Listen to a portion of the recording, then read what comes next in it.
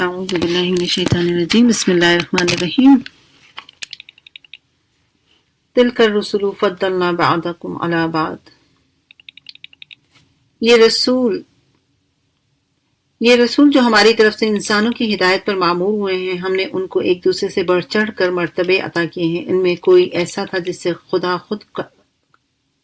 خدا خود ہم کلام ہوا، کسی کو اس نے دوسری حیثیتوں سے بلند درجے دیے، اور آخر میں عیسیٰ ابن مریم کو روشن نشانیاں عطا کی اور روح پاک سے ان کی مدد فرمائی. اگر اللہ تعالیٰ چاہتا تو ممکن نہ تھا کہ ان رسولوں کے بعد جو لوگ روشن نشانیاں دیکھ چکے تھے وہ آپس میں لڑتے، مگر اللہ کی مشیت یہ نہ تھی کہ وہ لوگوں کو جبراً اختلاف سے روکے. رائٹ، یعنی اللہ تعالیٰ اگر چاہیں تو جبراً روک سکتے ہیں، لیکن اللہ تعالیٰ ایسا نہیں کرتے. تو اسی بات کا یہاں پر ذکر ہے. اس وجہ سے کہ انہوں نے باہم اختلاف کیا، پھر کوئی ایمان لایا اور کسی نے کفر کی راہ اختیار کی. ہاں، اللہ چاہتا تو وہ ہرگز نہ لڑتے، مگر اللہ جو چاہتا ہے کرتا ہے. اے لوگو جو ایمان لائے ہو، جو کچھ مال و متاع ہم نے تم کو بخشا ہے اس میں سے خرچ کرو، قبل اس کے کہ وہ دن آئے جس میں نہ خرید و فروخت ہوگی، نہ دوستی کام آئے گی، نہ سفارش چلے گی. اور ظالم اصل میں وہی ہیں جو کفر کی روش اختیار کرتے ہیں. اللہ لا الہ الا ہو، اللہ وہ زندہ جاوید ہستی جو تمام کائنات کو سنبھالے ہوئے ہے، اس کے سوا کوئی خدا نہیں ہے. وہ نہ سوتا ہے اور نہ اسے اونگ آتی ہے. یعنی لوگوں نے اپنی جگہ چاہے کتنے بھی معبود بنا رکھے ہوں، مگر اصل بات کیا ہے کہ خدائی کی پوری طاقت جو ہے وہ اللہ تعالیٰ کے ہاتھ میں ہے. رائٹ، اور وہ نہ سوتا ہے نہ اسے اونگ آتی ہے. یعنی ان لوگوں کے خیالات کی تردید کی جا رہی ہے جو اللہ تعالیٰ کی ہستی کو اپنی ناقص ہستیوں پر قیاس کرتے ہیں. وہ سمجھتے ہیں کہ وہ ان کی طرح کمزور ہے، لیکن اللہ تعالیٰ ایسی ذات ہے جس کے پاس نیند تو دور کی بات ہے، اونگ بھی نہیں ہوتی. وہ آسمانوں اور زمین میں جو کچھ ہے اسی کا ہے. رائٹ، یعنی زمین اور آسمان کی ہر اس چیز کا مالک ہے جو اس کے اندر موجود ہے، اس کی ملکیت ہے، اس کی حکمرانی ہے، اور اس میں رائے کے برابر بھی کوئی شریک نہیں ہے. کون ہے جو اس کی جناب میں اس کی اجازت کے بغیر سفارش کرے؟ یہ ان مشرکوں کے خیالات کو جو ہے غلط ثابت کیا جا رہا ہے، اور جو یہ سمجھتے تھے کہ ان کے بت یا ان کے کوئی بزرگ یا ان کے کوئی فرشتے جو ان کو بچا لیں گے. تو اللہ تعالیٰ فرما رہے ہیں کہ اس کی اجازت کے بغیر کوئی سفارش نہیں کر سکے گا. جو کچھ بندوں کے سامنے ہے اسے بھی جانتا ہے، اور جو کچھ ان سے اوجھل ہے، پیچھے ہے، یعنی اس سے بھی وہ واقف ہے. رائٹ، یعنی ہمیں تو کچھ بھی نہیں پتا نا، اپنے سامنے کی چیزیں بس صحیح سے سمجھ میں آ رہی ہوتی ہیں، وہ بھی ساری نہیں، لیکن اللہ تعالیٰ اگلی پچھلی ہر ایک کی ہر بات سے، ماضی، حال، مستقبل سب سے واقف ہے. اور اس کی معلومات میں سے کوئی چیز ان کی گرفت ادراک میں نہیں آ سکتی، الا یہ کہ کسی چیز کا علم وہ خود ہی ان کو دے دے. یعنی اگر اللہ کسی کو کوئی علم دے دے تو اس کو علم مل سکتا ہے، ادروائز نہیں. اس کی حکومت آسمانوں اور زمین پر چھائی ہوئی ہے.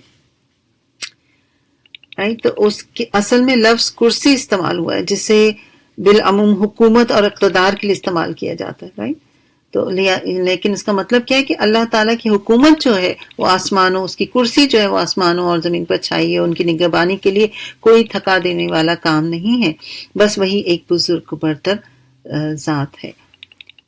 تو اس مقام پر یہاں پر جو ہے اللہ تعالیٰ کی دو صفات جو ہیں وہ بیان کی گئی ہیں کہ وہ اعلیٰ ہے، بلند ہے، رائٹ، سب سے عظیم ہے، یعنی اس سے بڑا کوئی بھی نہیں ہے. آگے دیکھیے، لا اکراہ فی الدین، دین کے معاملے میں کوئی زبردستی نہیں. یعنی جو دین کسی کو زبردستی مسلمان نہیں بنایا جا سکتا، لیکن یہ نہیں ہو سکتا کہ مسلمان بننے کے بعد اس کی مرضی. یہ اس لیے نہیں کہ مسلمان بننے کے بعد کوئی زبردستی نہیں، مسلمان بننے کے بعد تو وہی سب کچھ کرنا ہے جو اللہ کا حکم ہے، لیکن ہاں کسی کو زبردستی مسلمان نہیں بنایا جا سکتا. تو دین کے معاملے میں کوئی زبردستی نہیں، صحیح بات غلط خیالات سے الگ چھانٹ کر رکھ دی گئی ہے.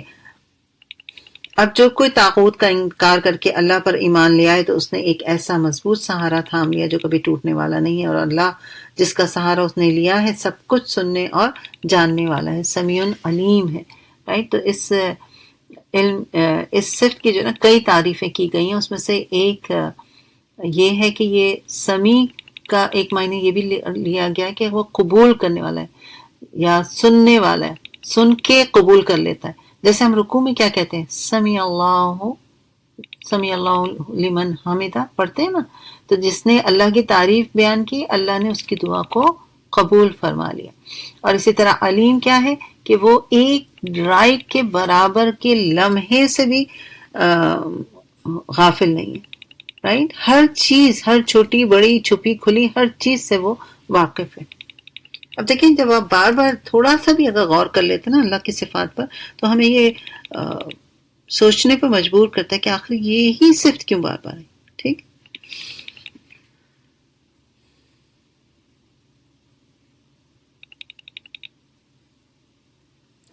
جو لوگ ایمان لاتے ہیں ان کا حامی و مددگار اللہ ہے، وہ ان کی تاریکیوں سے، انہیں تاریکیوں سے روشنی میں نکال لاتا ہے. اور جو لوگ کفر اختیار کرتے ہیں ان کے حامی و مددگار طاغوت ہیں، وہ انہیں روشنیوں سے تاریکیوں کی طرف کھینچ لیتے ہیں. یہ آگ میں جانے والے لوگ ہیں جہاں یہ ہمیشہ رہیں گے.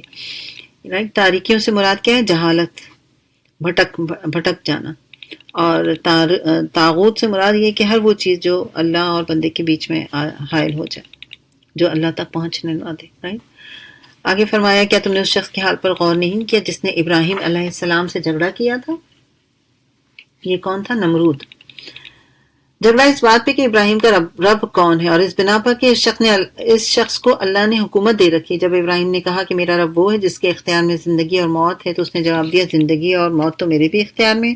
ابراہیم نے کہا، اور اس نے اس کو کیسے ثابت کیا تھا؟ یہ ہم بارہا پڑھ چکے ہیں کہ ایک بندہ لے کر آیا اور اس نے اس کو مار دیا، اور ایک جس کو سزائے موت کی سزا ڈیسائیڈ ہو چکی تھی اس کو چھوڑ دیا. تو پھر ابراہیم علیہ السلام نے بحث نہیں کی بلکہ اس سے اگلا پوائنٹ پہ بات کی. کہا کہ اچھا اللہ سورج کو مشرق سے نکالتا ہے تو مغرب سے نکال دو. یہ سن کر وہ منکر حق شدد رہ گیا، یعنی حق کا بکا رہ گیا، مگر اللہ ظالم کو راہ راست نہیں دکھاتا. یا پھر مثال کے طور پر اس شخص کو دیکھو جس کا گزر ایک ایسی بستی پر ہوا جو اپنی چھتوں پر اوندھی گری ہوئی پڑی تھی. اس نے کہا یہ آبادی جو ہلاک ہو چکی ہے اسے اللہ تعالیٰ کس طرح دوبارہ زندگی بخشے گا. اس پر اللہ نے ان کی روح قبض کیا، وہ 100 برس تک مردہ پڑے رہے. پھر اللہ نے انہیں دوبارہ زندگی دی اور ان سے پوچھا کتنی مدت زندہ رہے، کتنی مدت تک پڑے رہے. تو اس نے کہا ایک دن یا چند گھنٹے رہا ہوں گا. پھر بتایا گیا کہ تم پر 100 برس اسی حالت میں گزر گئے.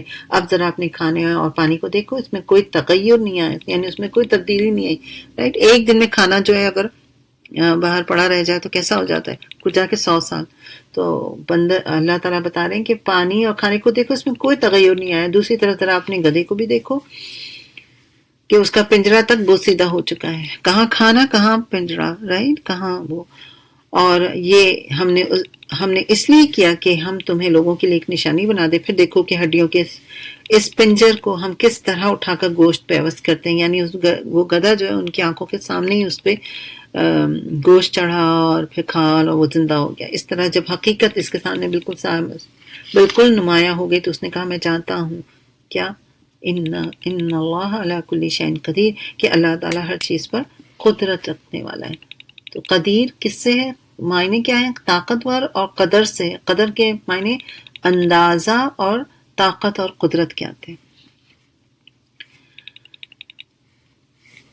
اور وہ واقعہ بھی پیش نظر ہے جب ابراہیم نے کہا میرے مالک مجھے دکھا دے تو مردوں کو کیسے زندہ کرتا ہے. اب آپ دیکھیں ایک کے بعد ایک واقعہ چل رہا ہے نا، تو اور سب کا ہی آپ کنیکٹڈ ہے یعنی موت اور زندگی سے.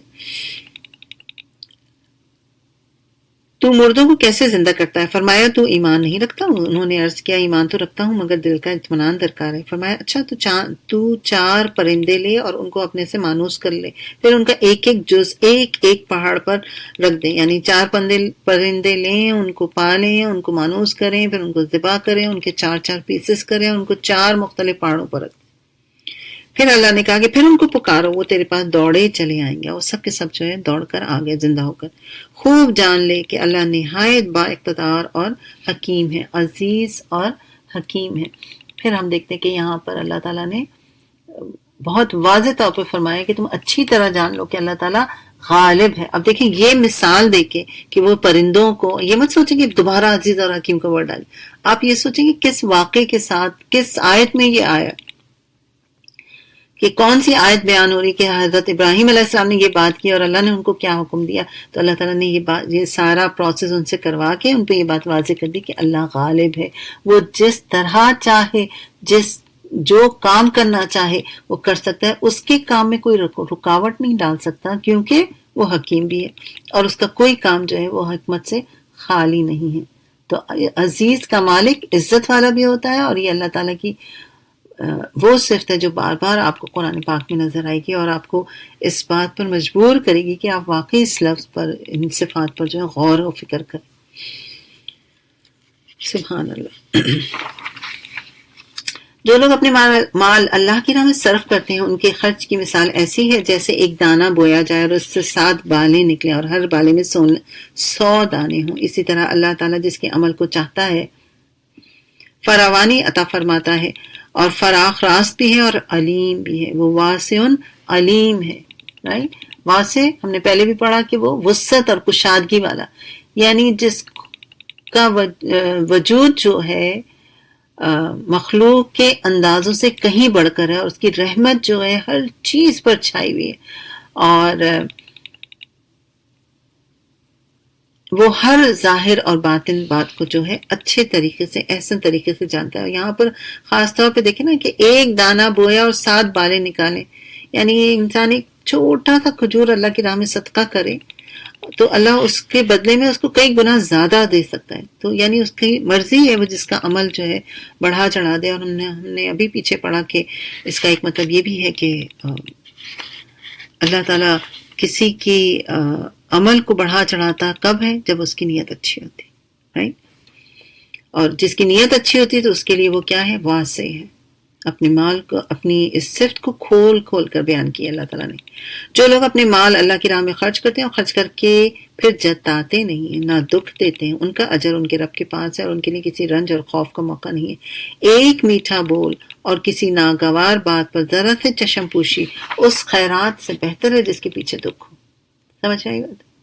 کیا مطلب ہے اس کا؟ یعنی کسی کو مدد بھی کریں اور جتا بھی دیں، رائٹ؟ تو یہ کیا ہے؟ تکلیف دے، اس سے زیادہ بہتر ہے کہ بھلے جان سے مال سے مدد نہ بھی کرے انسان، لیکن 2 میٹھا بول ہی بول دے اور جتائے نہیں، کیونکہ جتا دیا اگر تو وہ بڑی تکلیف دے بات ہے۔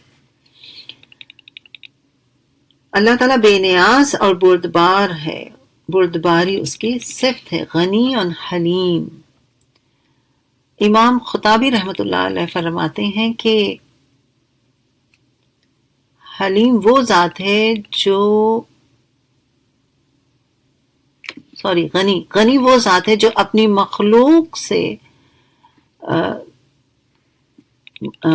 کے اوپر عطا کرنے والی ہو، یعنی اس کو اپنی مخلوق کی کوئی حاجت نہیں، لیکن مخلوق جو ہے اس سے احتیاج کرتی ہو۔ یعنی غنی وہ ذات ہوتی ہے جس کو کسی کی ضرورت نہیں ہے، لیکن وہ ہر کسی کی ضرورت کو پوری کرتا ہے، ٹھیک ہے، آسان لفظوں میں۔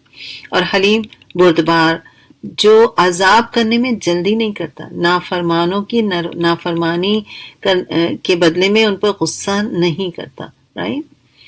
آگے بڑھیے۔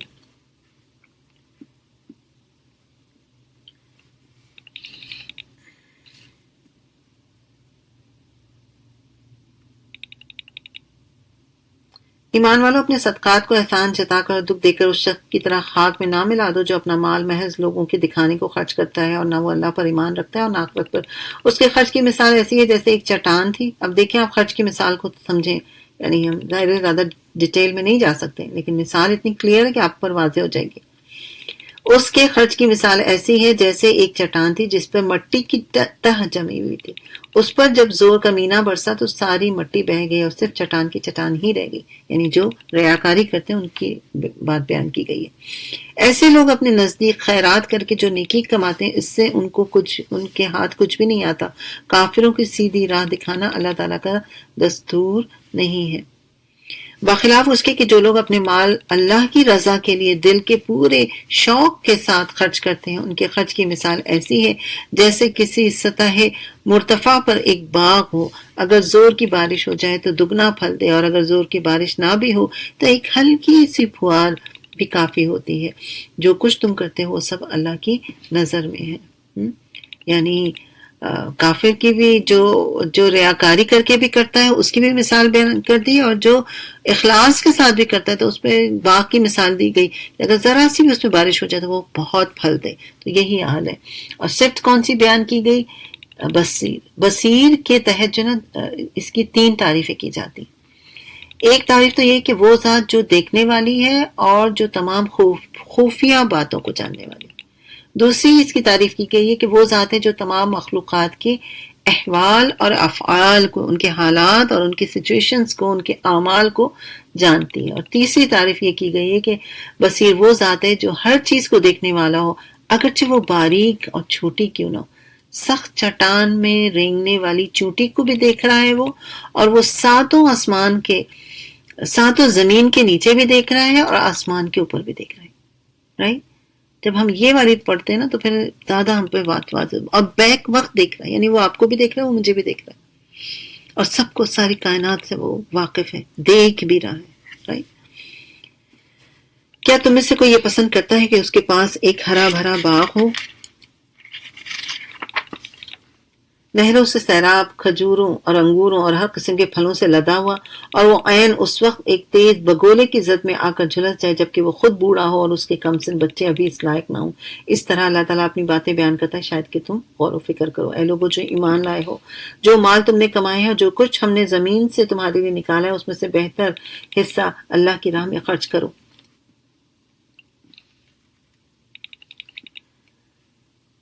اللہ کی راہ میں خرچ کرو، ایسا نہ ہو کہ اس کی راہ میں دینے کے لیے بری سے بری چیز چھانٹنے کی کوشش کرنے لگ جاؤ۔ ایسا تو نہیں ہوتا نا، اللہ کی راہ میں بہترین چیزیں جو ہیں وہ دینی چاہیے۔ حالانکہ وہی چیز اگر کوئی تمہیں دے تو تم ہرگز اسے لینا گوارا نہ کرو، الا یہ کہ اس کو قبول کرنے میں تمہارے اپنی کوئی غرض ہو۔ تمہیں جان لینا چاہیے کہ اللہ تعالیٰ بے نیاز ہے اور بہترین صفات سے متصف ہے، رائٹ؟ اب یہاں پر آپ دیکھیں تو غنی حمید جو ہے یہ اللہ تعالیٰ کی صفات بیان ہوئی۔ غنی کا مطلب کیا ہے کہ غیر کا، کسی کا محتاج نہ ہونا، ٹھیک ہے؟ اور اسی طرح اللہ تعالیٰ وہ غنی ہے جو بلند مرتبے اور شان کی وجہ سے اپنی مخلوق میں سے کسی ایک کا بھی محتاج نہیں ہے، ٹھیک ہے؟ یعنی کہ اللہ تعالیٰ بے نیاز ہیں، بے نیاز۔ اور اسی طرح حمید کا مطلب ہوتا ہے کہ تعریف کے لائق، حمد اسی سے، جس کی حمد و ثنا ہر زبان پر ہر حال میں ہو، جو سب سے پہلے خود اپنی تعریف کرنے والا ہو۔ اور یہ نام جو ہے قرآن پاک میں تقریباً 17 مرتبہ جو ہے آپ کو ملتا ہے۔ آگے آئیے، شیطان تمہیں مفلسی سے ڈراتا ہے۔ دیکھیں پہلے اللہ کی راہ میں خرچ کرنے کی بات ہوئی، اور اب بتایا جا رہا ہے کہ اللہ تعالیٰ نے کیا کہا ہے تمہیں اور شیطان تمہیں کیا کہتا ہے۔ شیطان تمہیں مفلسی سے ڈراتا ہے اور شرمناک طرز عمل اختیار کرنے کی ترغیب دیتا ہے، مگر اللہ تعالیٰ تمہیں اپنی بخشش اور فضل کی امید دلاتے ہیں، رائٹ؟ یعنی شیطان جب اللہ کی راہ میں خرچ کر رہے ہوتے ہیں تو وہ بڑی چال چلتا ہے، یعنی شیطان کی بہت بڑی چال یہ ہے کہ اللہ کی راہ میں خرچ کرتے وقت ایک طریقے کے اندیشے ڈالتا ہے، ارے اگر میں نے یہ کر لیا تو یہ ہو جائے گا، دلوں میں وسوسے ڈالتے رہتا ہے کہ نہیں بعد میں مدد کر دیں گے، کسی کی مدد کرنی ابھی تو نہیں، ابھی تو بہت سارے کام ہیں۔ لیکن وہی شخص جو شیطان کے بہکاوے میں آ جاتا ہے، وہ شادی بیاہ میں جائز ناجائز رسومات پر جو ہے بے دریغ خرچ کرتا ہے۔ چنانچہ اللہ تعالیٰ نے فرمایا کہ شیطان تو تمہیں بخل اور کنجوسی کی طرف بلاتا ہے، لیکن اللہ کا وعدہ ہے، اللہ تعالیٰ نے وعدہ لے رکھا ہے کہ اگر تم اس کی راہ میں خرچ کرو گے تو وہ اپنے فضل اور مغفرت سے نواز دے گا، اور چونکہ وہ وسیع ہے اور وہ علیم ہے، وہ جانتا ہے، اس کے بعد بہت وسعت ہے۔ اب آپ کنیکٹ کر پا رہے ہیں؟ یعنی جب اللہ کی راہ میں خرچ کریں گے تو وہ تمہیں اور اپنے فضل سے نوازے گا، اس لیے یہاں پر وسعت کا صرف جو ہے وہ بیان کی گئی۔ وہ یہ بات ثابت کی جا رہی ہے کہ وہ صدقے سے تمہارے مال کو گھٹنے نہیں دے گا بلکہ اس میں برکت ڈال دے گا، اور علیم یعنی کہ اللہ تعالیٰ جو ہے انسان کی نیتوں سے باخبر ہے۔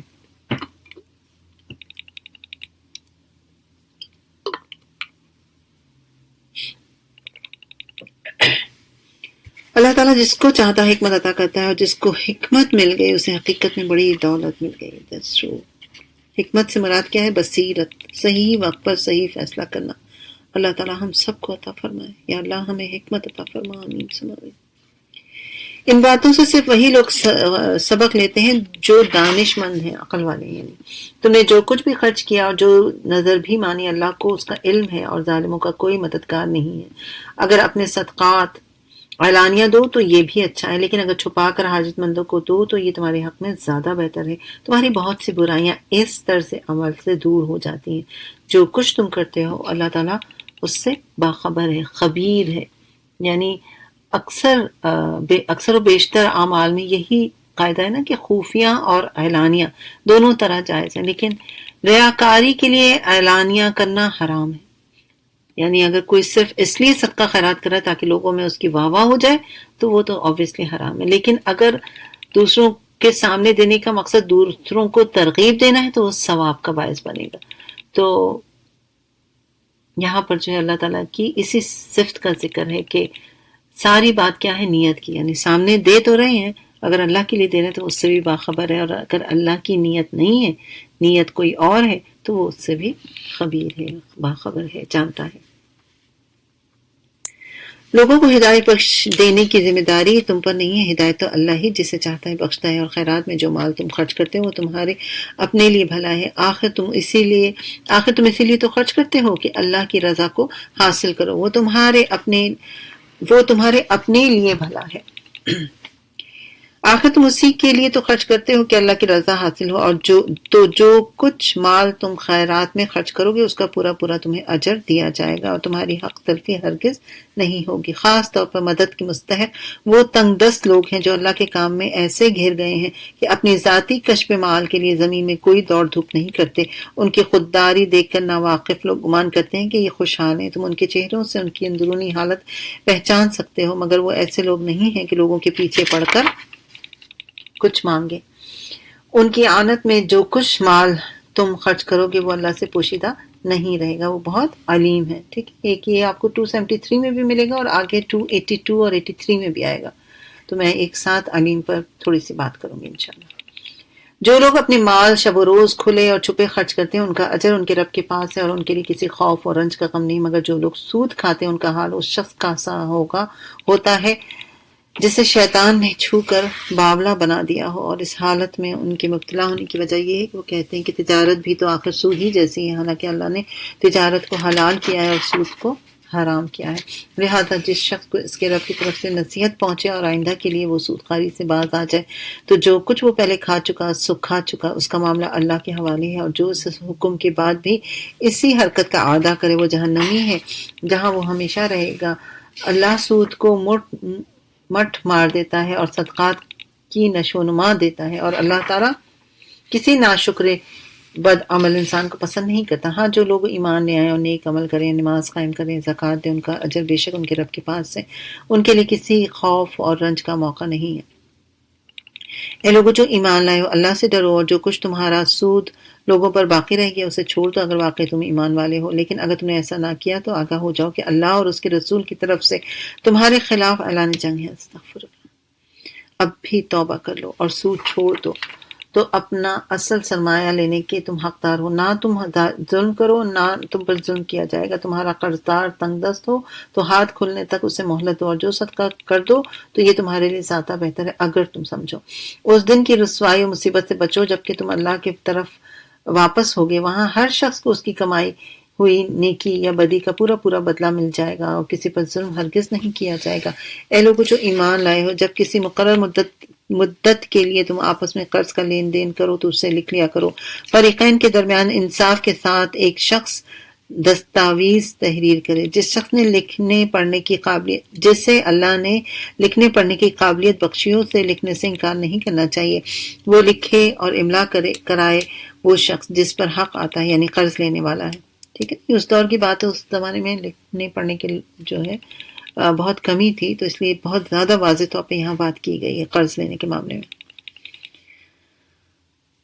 وہ لکھے املا کرے اور جس پر حق آتا ہے یعنی قرض لینے والا وہ، اور اسے اللہ سے اور اپنے رب سے ڈرنا چاہیے کہ جو معاملہ طے ہوا ہو اس میں کوئی کمی بیشی نہ کرے. لیکن اگر قرض لینے والا خود نادان یا ضعیف ہو یا املا نہ کرا سکتا ہو تو اس کا ولی انصاف کے ساتھ املا کرائے گا.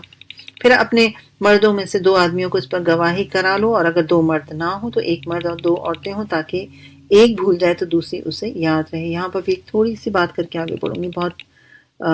بہت لوگ ناراض ہوتے ہیں کہ 2 عورتوں کی گواہی کیوں بنائی گئی۔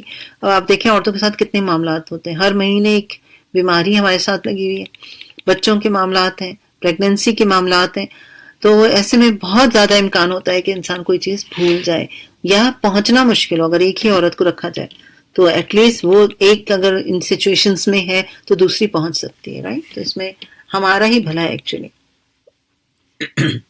گواہوں کو جب گواہ بننے کے لیے کہا جائے تو انکار نہیں کرنا چاہیے، معاملہ خواہ چھوٹا ہو یا بڑا۔ میعاد کے تعین کے ساتھ اس کی دستاویز لکھوا لینے میں تساہل نہ کرو۔ اللہ کے نزدیک یہ طریقہ تمہارے لیے زیادہ مبنی بر انصاف ہے، اس سے شہادت قائم ہونے میں زیادہ سہولت ہوتی ہے اور تمہارے شکوک و شبہات میں مبتلا ہونے کا امکان کم رہ جاتا ہے۔ ہاں، جو تجارتی لین دین تم لوگ آپس میں کرتے ہو اس کو نہ لکھا جائے، یعنی ایک روزمرہ کا ہوتا ہے نا کہ ذرا سا مجھے تھوڑی دیر کے لیے دے دو، مجھے ابھی چاہیے، آپ شاپنگ کے لیے گئے ہیں تو اس کے لیے کہا جا رہا ہے کہ نہیں، اس کے لیے لکھنے کی ضرورت نہیں ہے۔ کوئی حرج نہیں، مگر تجارتی معاملات طے کرتے وقت گواہ کر لیا کرو۔ کاتب اور گواہ کو ستایا نہ جائے، ایسا کرو گے تو گناہ کا ارتکاب کرو گے۔ اللہ کے غضب سے بچو، وہ تم کو صحیح طریقہ عمل کی تعلیم دیتا ہے اور اس سے ہر چیز کا علم ہے۔ جیسے کہ آج کے دور میں ہوتا ہے نا، اللہ تعالیٰ ہدایت پہ رکھے ہم مسلمانوں کو، کہ گواہ کو جو ہے بہت تکلیف اور اذیت دی جا رہی ہوتی تاکہ وہ حق بات نہ بیان کرے، رائٹ؟ چلیں، ایک علیم صرف آپ کی 82 میں بھی آ گئی، 282 میں بھی آ گئی۔ آگے بڑھتے ہیں۔ اگر تم سفر کی حالت میں ہو، دستاویز لکھنے کی کے لیے کوئی کاتب نہ ملے تو رہن پر معاملہ کرو، یعنی کوئی چیز گروی کر دو، کوئی چیز رکھوا دو۔ اگر تم میں سے کوئی شخص دوسرے پر بھروسہ کرے، اس کے ساتھ کوئی معاملہ کرے، تو پھر جس پر بھروسہ کیا گیا ہے اسے چاہیے کہ امانت عطا کرے اور اپنے رب سے ڈرتا رہے، اور شہادت ہرگز نہ چھپاؤ۔ جو شہادت چھپاتا ہے اس کا دل گناہ میں آلود ہے، اور اللہ تمہارے اعمال سے بے خبر نہیں ہے، رائٹ؟ تو یہ اسٹریٹ آپ کے جو ہے 3 آیات میں 273، 282 اور 283 میں جو ہے علیم کی صفات آئیں۔ تو میں آپ کے ساتھ اس کی جو تعریف کی گئی تقریباً 4 کی گئی، ٹھیک ہے؟ تو اس کو مختصر لفظوں میں بیان کروں گی۔ پہلی بات جو ہے وہ یہ کہ علیم وہ ہوتا ہے جو ہمیشہ سے جانتا ہے، ہر چیز کو جانتا ہے، جو پہلے ہوئی، بعد میں ہوئی، زمین اور آسمان میں کوئی بھی چیز اس سے مخفی نہیں ہے، ظاہر اور باطن کو بھی جانتا ہے، اور ہر چیز کی باریکیوں کو بھی گھیرے ہوئے۔ یہ ایک ہوئی تعریف۔ دوسری تعریف یہ کہ اللہ وہ ذات ہے جس کا علم تمام اعلانیہ اور غیر اعلانیہ چیزوں سے بھی وہ باخبر ہے۔ تیسرا یہ کہ وہ سینوں میں جو کچھ پوشیدہ ہے، خواہ ایمان ہو، کفر ہو، منافقت ہو، حق ہو، باطل ہو، خیر ہو، شر ہو، کچھ بھی سینے کے اندر ہے اس کو بھی جانتا ہے۔ اور چوتھا جو اس کے معنی ملتا ہے وہ ہمیں یہ کہ اللہ رب العزت کا علم کائنات کی ہر چیز کو گھیرے ہوئے، یعنی ہر چیز کا علم اللہ تعالیٰ کو ہے، اور اس میں وہ کوئی بھول چوک نہیں کرتا۔ ایسا نہیں کہ کچھ بھول گیا، نہیں میرا خیال ہے کہ ایسا نہیں، اللہ کو جوں کا توں پتا ہے ہر چیز، رائٹ؟ سبحان اللہ۔ آگے آئیے 283 میں، 284 میں۔ آسمانوں اور زمین میں جو کچھ ہے سب اللہ کا ہے، تم اپنے دل کی بات خواہ ظاہر کرو یا چھپاؤ، اللہ بہرحال ان کا حساب تم سے لے لے گا۔ پھر اسے اختیار ہے، جسے چاہے معاف کر دے اور جسے چاہے سزا دے دے۔ اللہ کے اختیار میں سب کچھ ہے۔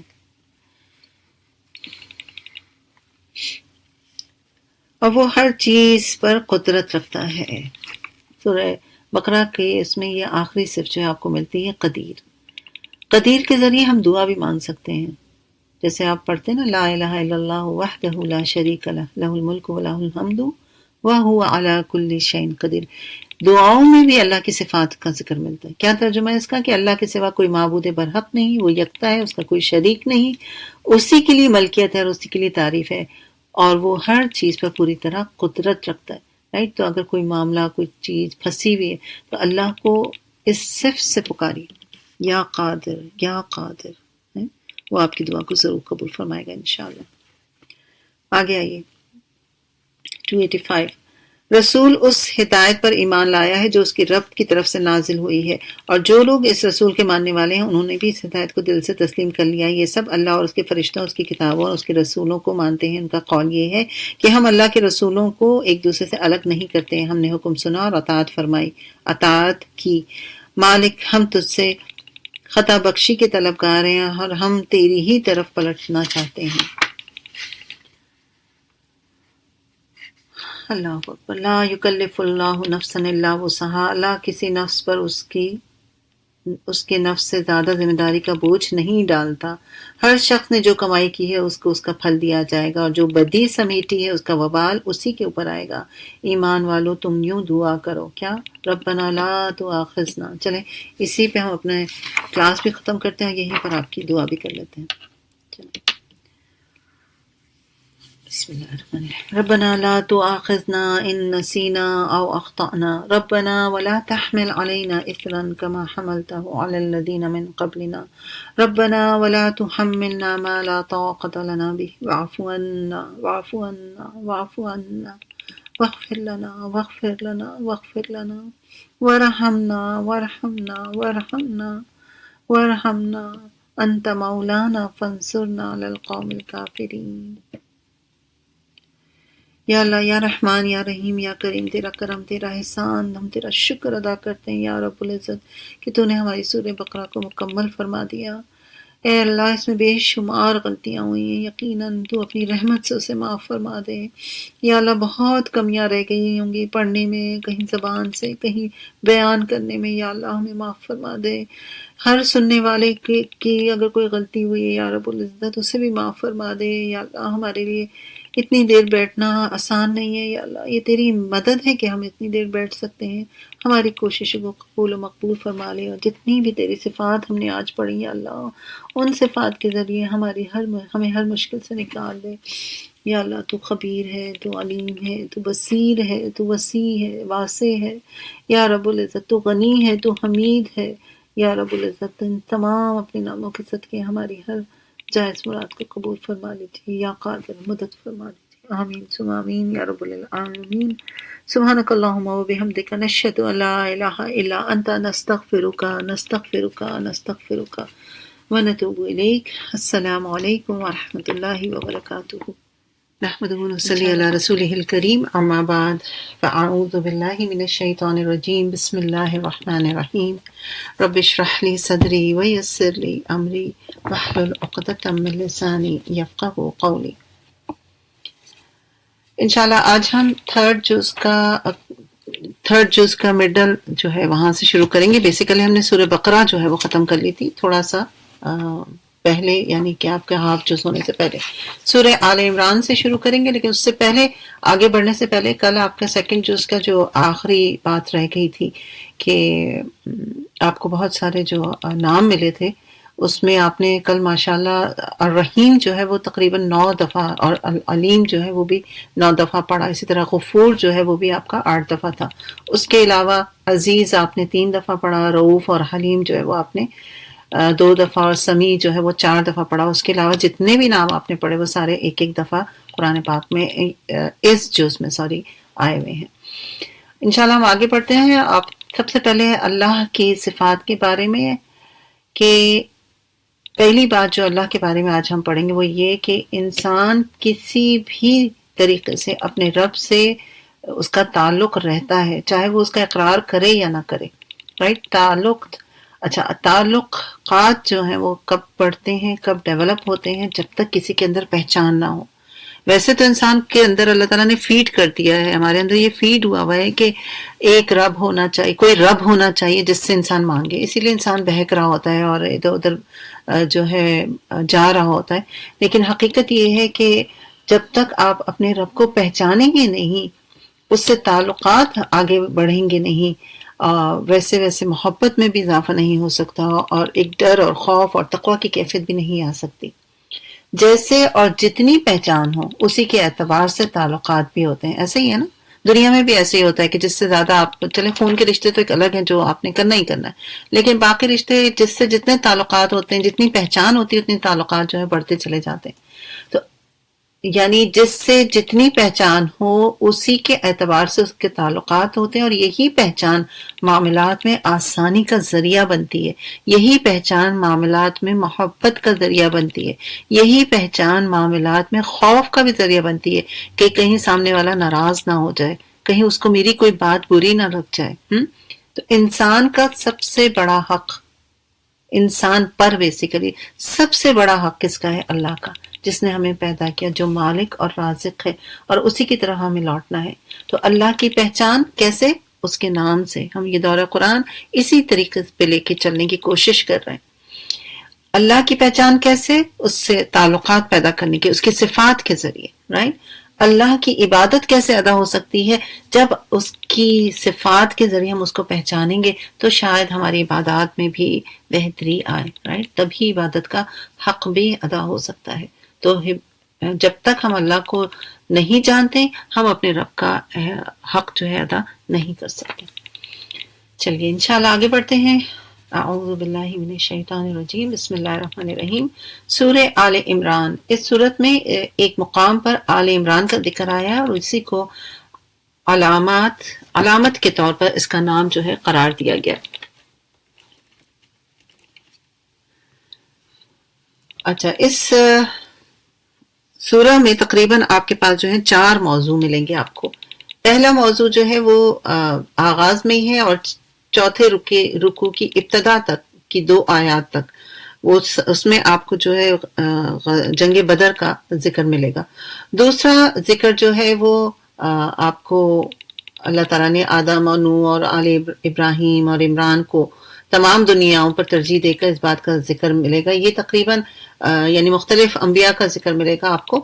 تو یہ تقریباً 6 رکوع کے اختتام پر بات جو ہے ختم ہو جاتی ہے، اور اس میں 9 ہجری میں وفد نجران کی آمد کا واقعہ جو ہے وہ بھی آپ کو یہاں پر ملے گا۔ تیسرا حصہ جو اس کا ہے وہ 7ویں رکوع کے آغاز سے لے کر 12ویں رکوع کے اختتام تک چلے گا، اور اس کا زمانہ تقریباً پہلے گروپ سے جو ہے ملتا جلتا ہے، اور چوتھا جو ہے وہ 13ویں رکوع سے آخر تک جنگ احد کے بارے میں نازل کیا گیا ہے۔ یہ مختصر سا سورہ آل عمران کا جو تعارف ہے۔ آگے بڑھتے ہیں۔ بسم اللہ الرحمن الرحیم۔ الف لام میم، اللہ لا الہ الا هو الحی القیوم نزل علیک الکتاب بالحق مصدقا لما بین یدیہ وانزل التوراۃ والانجیل۔ الف لام میم، اللہ وہ زندہ جاوید ہستی جو نظام کائنات کو سنبھالے ہوئے ہے، حقیقت میں اس کے سوا کوئی خدا نہیں ہے۔ یہاں پر اللہ بھی ہے، الہ بھی ہے، کل آپ نے اس کو دیکھا بھی تھا، اور نیا نام جو نئی صفت جو یہاں پر ہمیں مل رہی ہے وہ ہے الحی القیوم۔ حیو ہمیشہ زندہ رہنے والا، اور قیوم سب کو قائم رکھنے والا یا ہمیشہ قائم رہنے والا۔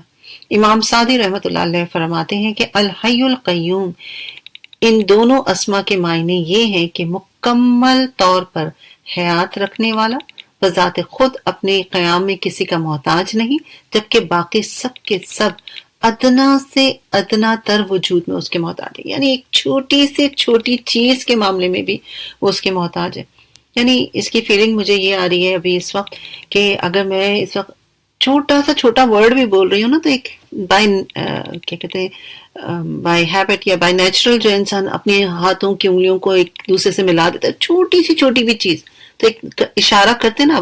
ابھی ہم لوگ لائیو یعنی ایک دوسرے کو دیکھ نہیں سکتے، لیکن ایک ایکسپریشنز بھی دیتا ہے انسان۔ تو میں اس کی بھی بات کر رہی ہوں کہ وہ ادنا سا ایکسپریشن جو ہے نا، وہ بھی انسان اس وقت تک ادا نہیں کر سکتا جب تک اللہ کا اذن نہ ہو، اس کے لیے بھی انسان محتاج ہے، رائٹ؟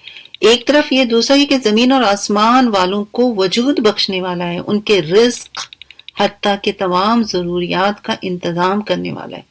تو اس معنی کے اعتبار سے الحی تمام صفات کا جامع ہے، اور القیوم جو ہے تمام صفات افعال کو یہ اسم مبارک جو اس میں شامل ہوتا ہے۔ یعنی الحیو جو ہے وہ ذاتیہ صفت ہو گئی، اور القیوم جو ہے وہ فعلیہ صفت ہو گئی۔ تو لفظ حی کے معنی ہم اردو میں بھی بولتے ہیں نا، زندہ کے معنی میں آتا ہے، اور اس سے بھی مراد کیا ہے؟ زندگی۔ تو اللہ کی ذات ایسی ہے جو ہمیشہ زندہ اور باقی رہنے والی ہے، وہ موت سے بالا تر ہے، رائٹ. چلیے آگے بڑھتے ہیں. ہم نے تم پر یہ کتاب نازل کی جو حق لے کر آئی اور ان کتابوں کی تصدیق کر رہی ہے جو اس سے پہلے آئی. اس سے پہلے وہ انسانوں کی ہدایت کے لیے تورات اور انجیل نازل کر چکا ہے اور اس نے وہ کسوٹی اتاری ہے جو حق و باطل کا فرق دکھانے والی ہے.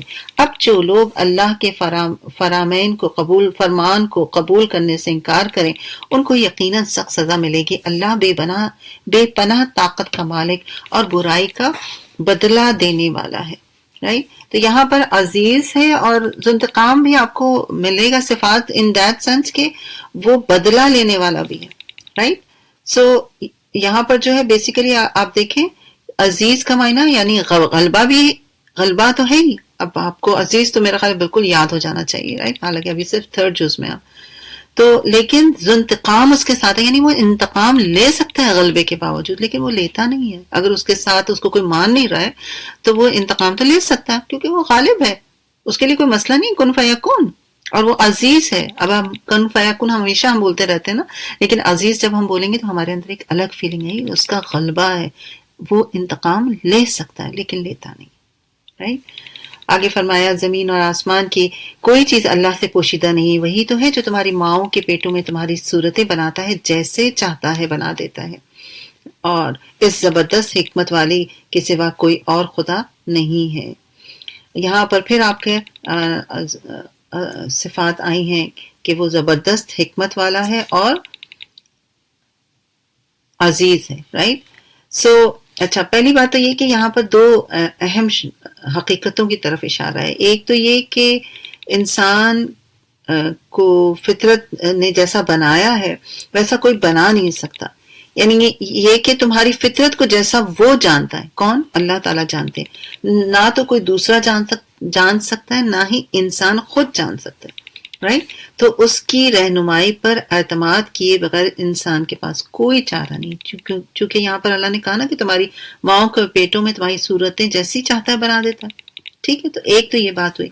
دوسری یہ کہ اس نے وہ جو حمل کو ٹھہراتا ہے ماں کے پیٹ میں اس کے بعد کے جو مواقع ہیں چھوٹی سی چھوٹی ضرورت کو بھی پورا کرنے کا وہ اہتمام کرتا ہے. سوچنے کی بات ہے کہ کس طرح ممکن ہے کہ وہ دنیا کی زندگی میں انسان کی ہدایت اور رہنمائی کا انتظام نہ کرے. حالانکہ سب سے بڑھ کر اگر کسی چیز کی محتاجی ہے تو وہ یہی ہے کہ انسان کو صحیح رہنمائی ملے. تو اس سے آپ کو اندازہ ہوگا کہ حکیم اور عزیز اور حکیم کے کیا معنی ہوئے یہاں پر. یعنی جس طرح کا وہ چاہے وہ کام کر سکتا ہے. اس کے کام میں کوئی رکاوٹ نہیں ڈال سکتا کیونکہ وہ حکیم ہے. کوئی کام اس کا حکمت سے خالی نہیں ہے. وہ کمال درجے کی حکمت رکھتا ہے. ایک ہوتا ہے نا کوئی کسی کے بارے میں ہم کہتے ہیں وہ بڑی ہی حکمت والی پرسنالٹی ہے اس کی پر اس میں غلطی کی گنجائش ہے. لیکن اللہ تعالیٰ کی ذات ایسی نہیں ہے. وہ حکیم ہے. وہ عزیز ہے. عزت والا بھی ہے. عزیز کا ایک معنی عزت بھی ہوتا ہے. تو یہ اللہ کی صفت ہے کہ وہ عزت کا بھی مالک ہے. وہ انسان کو کس کس طریقے سے اس دنیا میں بنا کر بھیجتا ہے. وہی اللہ ہے جس نے یہ کتاب تم پر نازل کی. اس کتاب میں دو طرح کی آیات ہیں. ایک محکمات جو کتاب کی اصل بنیاد ہے اور دوسری متشابہات. اچھا محکم پکی اور پختہ چیز کو کہتے ہیں. ٹھیک ہے. اور آیات محکمات سے مراد وہ آیات ہیں جن کی زبان بہت آسان ہے جن کا مفہوم سمجھنا کوئی مشکل کام نہیں. رائٹ. جیسے کہا گیا کہ نماز پڑھو زکوٰۃ دو. It's so easy. کوئی مشکل. اللہ سے ڈرو نیکی کا راستہ اختیار کرو سچ بولو جھوٹ نہ بولو یہ کرو وہ نہ کرو. کلیئر. بالکل. یہ کیا ہے؟ واضح. دوسری ہے متشابہات. متشابہات یعنی وہ آیات جن کے مفہوم میں تھوڑا مشکل ہو. جو علم والے جو اعلیٰ علم والے ہوتے ہیں علماء ہوتے ہیں وہی اس کی گہرائی کو سمجھ سکتے ہیں.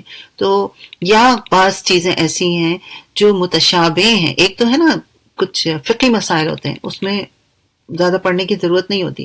ایک چیز ایسی ہے جو کوئی انسان بھی نہیں سمجھ سکتا. جیسے اللہ کی کرسی.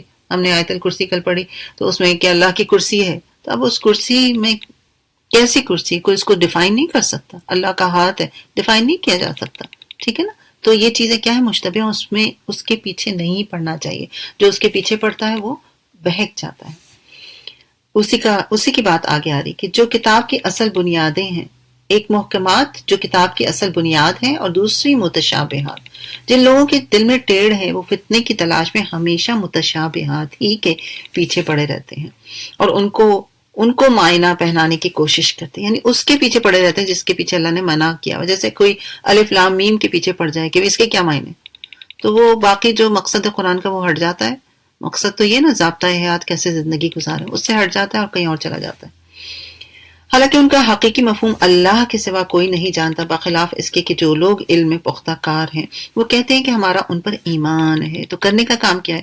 متشابہات پر ایمان رکھنا ہے، کیونکہ اللہ نے بتایا، کیونکہ قرآن میں ذکر ہے. یہ سب ہمارے رب کی طرف سے ہیں، اور سچ یہ ہے کہ کسی چیز سے صحیح سبق صرف دانش مند ہی لوگ حاصل کر سکتے ہیں. انک انت الوہاب.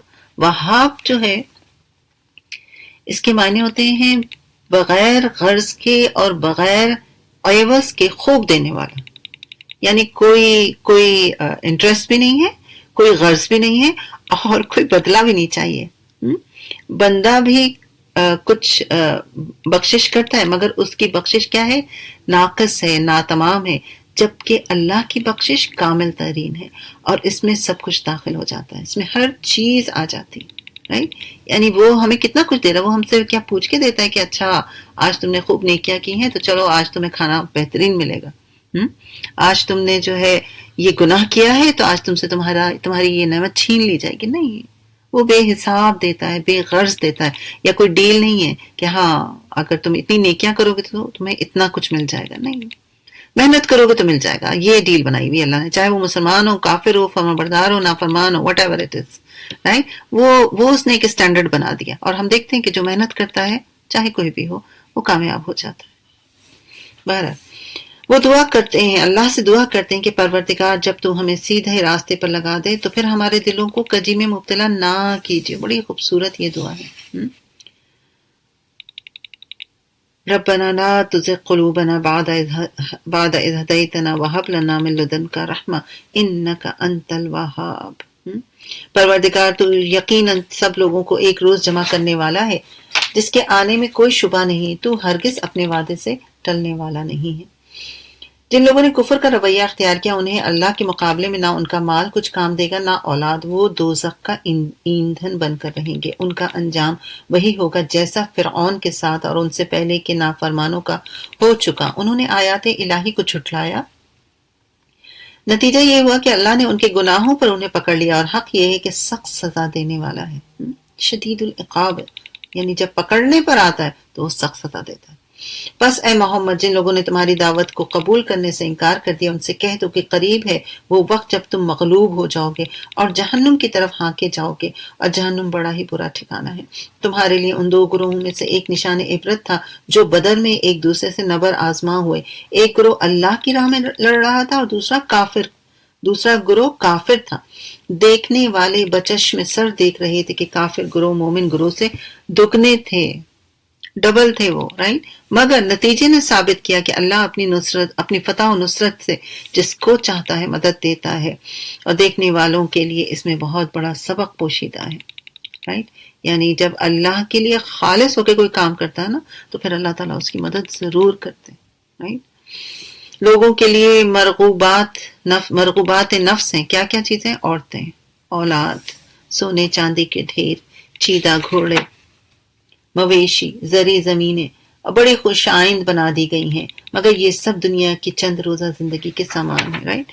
یعنی نفس کو جو بہت بھاتی ہیں چیزیں ان کا ذکر ہے، اس میں سب سے پہلے عورتیں. ٹھیک ہے؟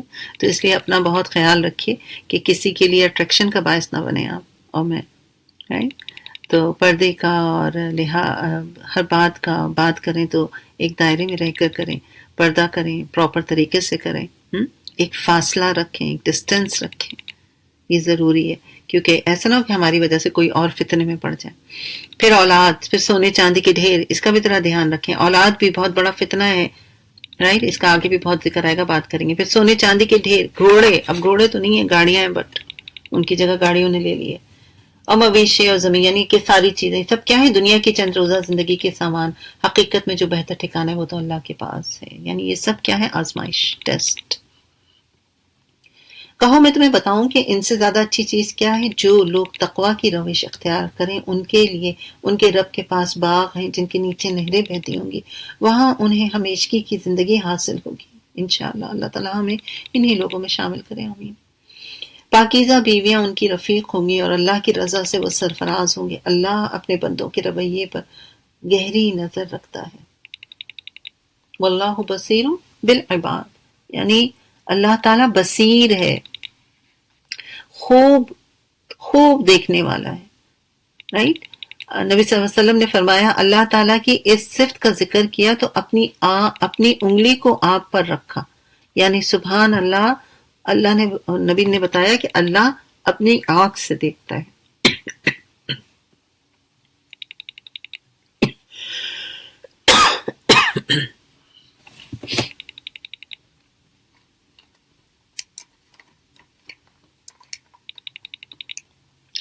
اسی طرح بصیرت کے بارے میں ابن قیوم رحمۃ اللہ علیہ فرماتے ہیں کہ اللہ تعالیٰ وہ بصیر ہے جو پتھروں کے نیچے چلنے والی کالی چیوٹی کو دیکھتا ہے اور اس کے اعضاء میں خوراک کے جاری ہونے والی جگہوں کو بھی دیکھتا ہے۔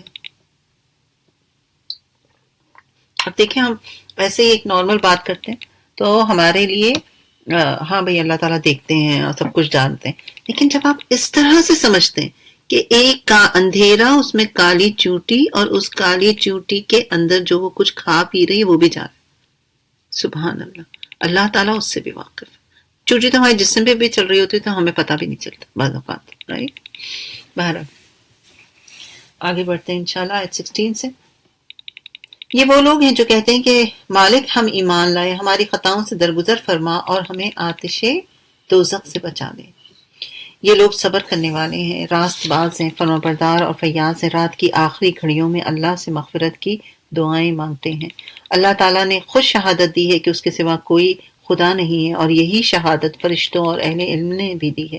وہ انصاف پر قائم ہے، اس زبردست حکیم کے سوا فی الواقع کوئی خدا نہیں ہے۔ یہاں پر پھر آپ کا جو ہے آپ دیکھیں تو لا الہ الا هو العزیز الحکیم کی صفات جو ہے دوبارہ بیان ہوئی انشاءاللہ، اور اس کے ساتھ آگے بھی آتی رہیں گی تو ہم بات کریں گے۔ اللہ کے نزدیک دین صرف اسلام ہے۔ اس دین سے ہٹ کر جو مختلف طریقے ان لوگوں نے اختیار کیے ہیں جنہیں اللہ نے کتاب دی تھی، ان کی اس طرز عمل کی کوئی وجہ اس کے سوا نہ تھی کہ انہوں نے علم آ جانے کے بعد آپس میں ایک دوسرے پر زیادتی کرنے کے لیے ایسا کیا، اور جو کوئی اللہ کے احکام اور ہدایت کی اطاعت سے انکار کر دے اللہ کو اس سے حساب لیتے ہوئے کچھ دیر نہیں لگتی۔ اب اگر یہ لوگ تم سے جھگڑا کریں ان سے کہو میں نے اور میرے پیروں نے تو اللہ کے آگے، یعنی فالوورز نے اللہ کے آگے سر تسلیم خم کر دیا ہے۔ پھر اہل کتاب اور غیر اہل کتاب دونوں سے پوچھو کیا تم نے بھی اس کی اطاعت اور بندگی قبول کر لی ہے؟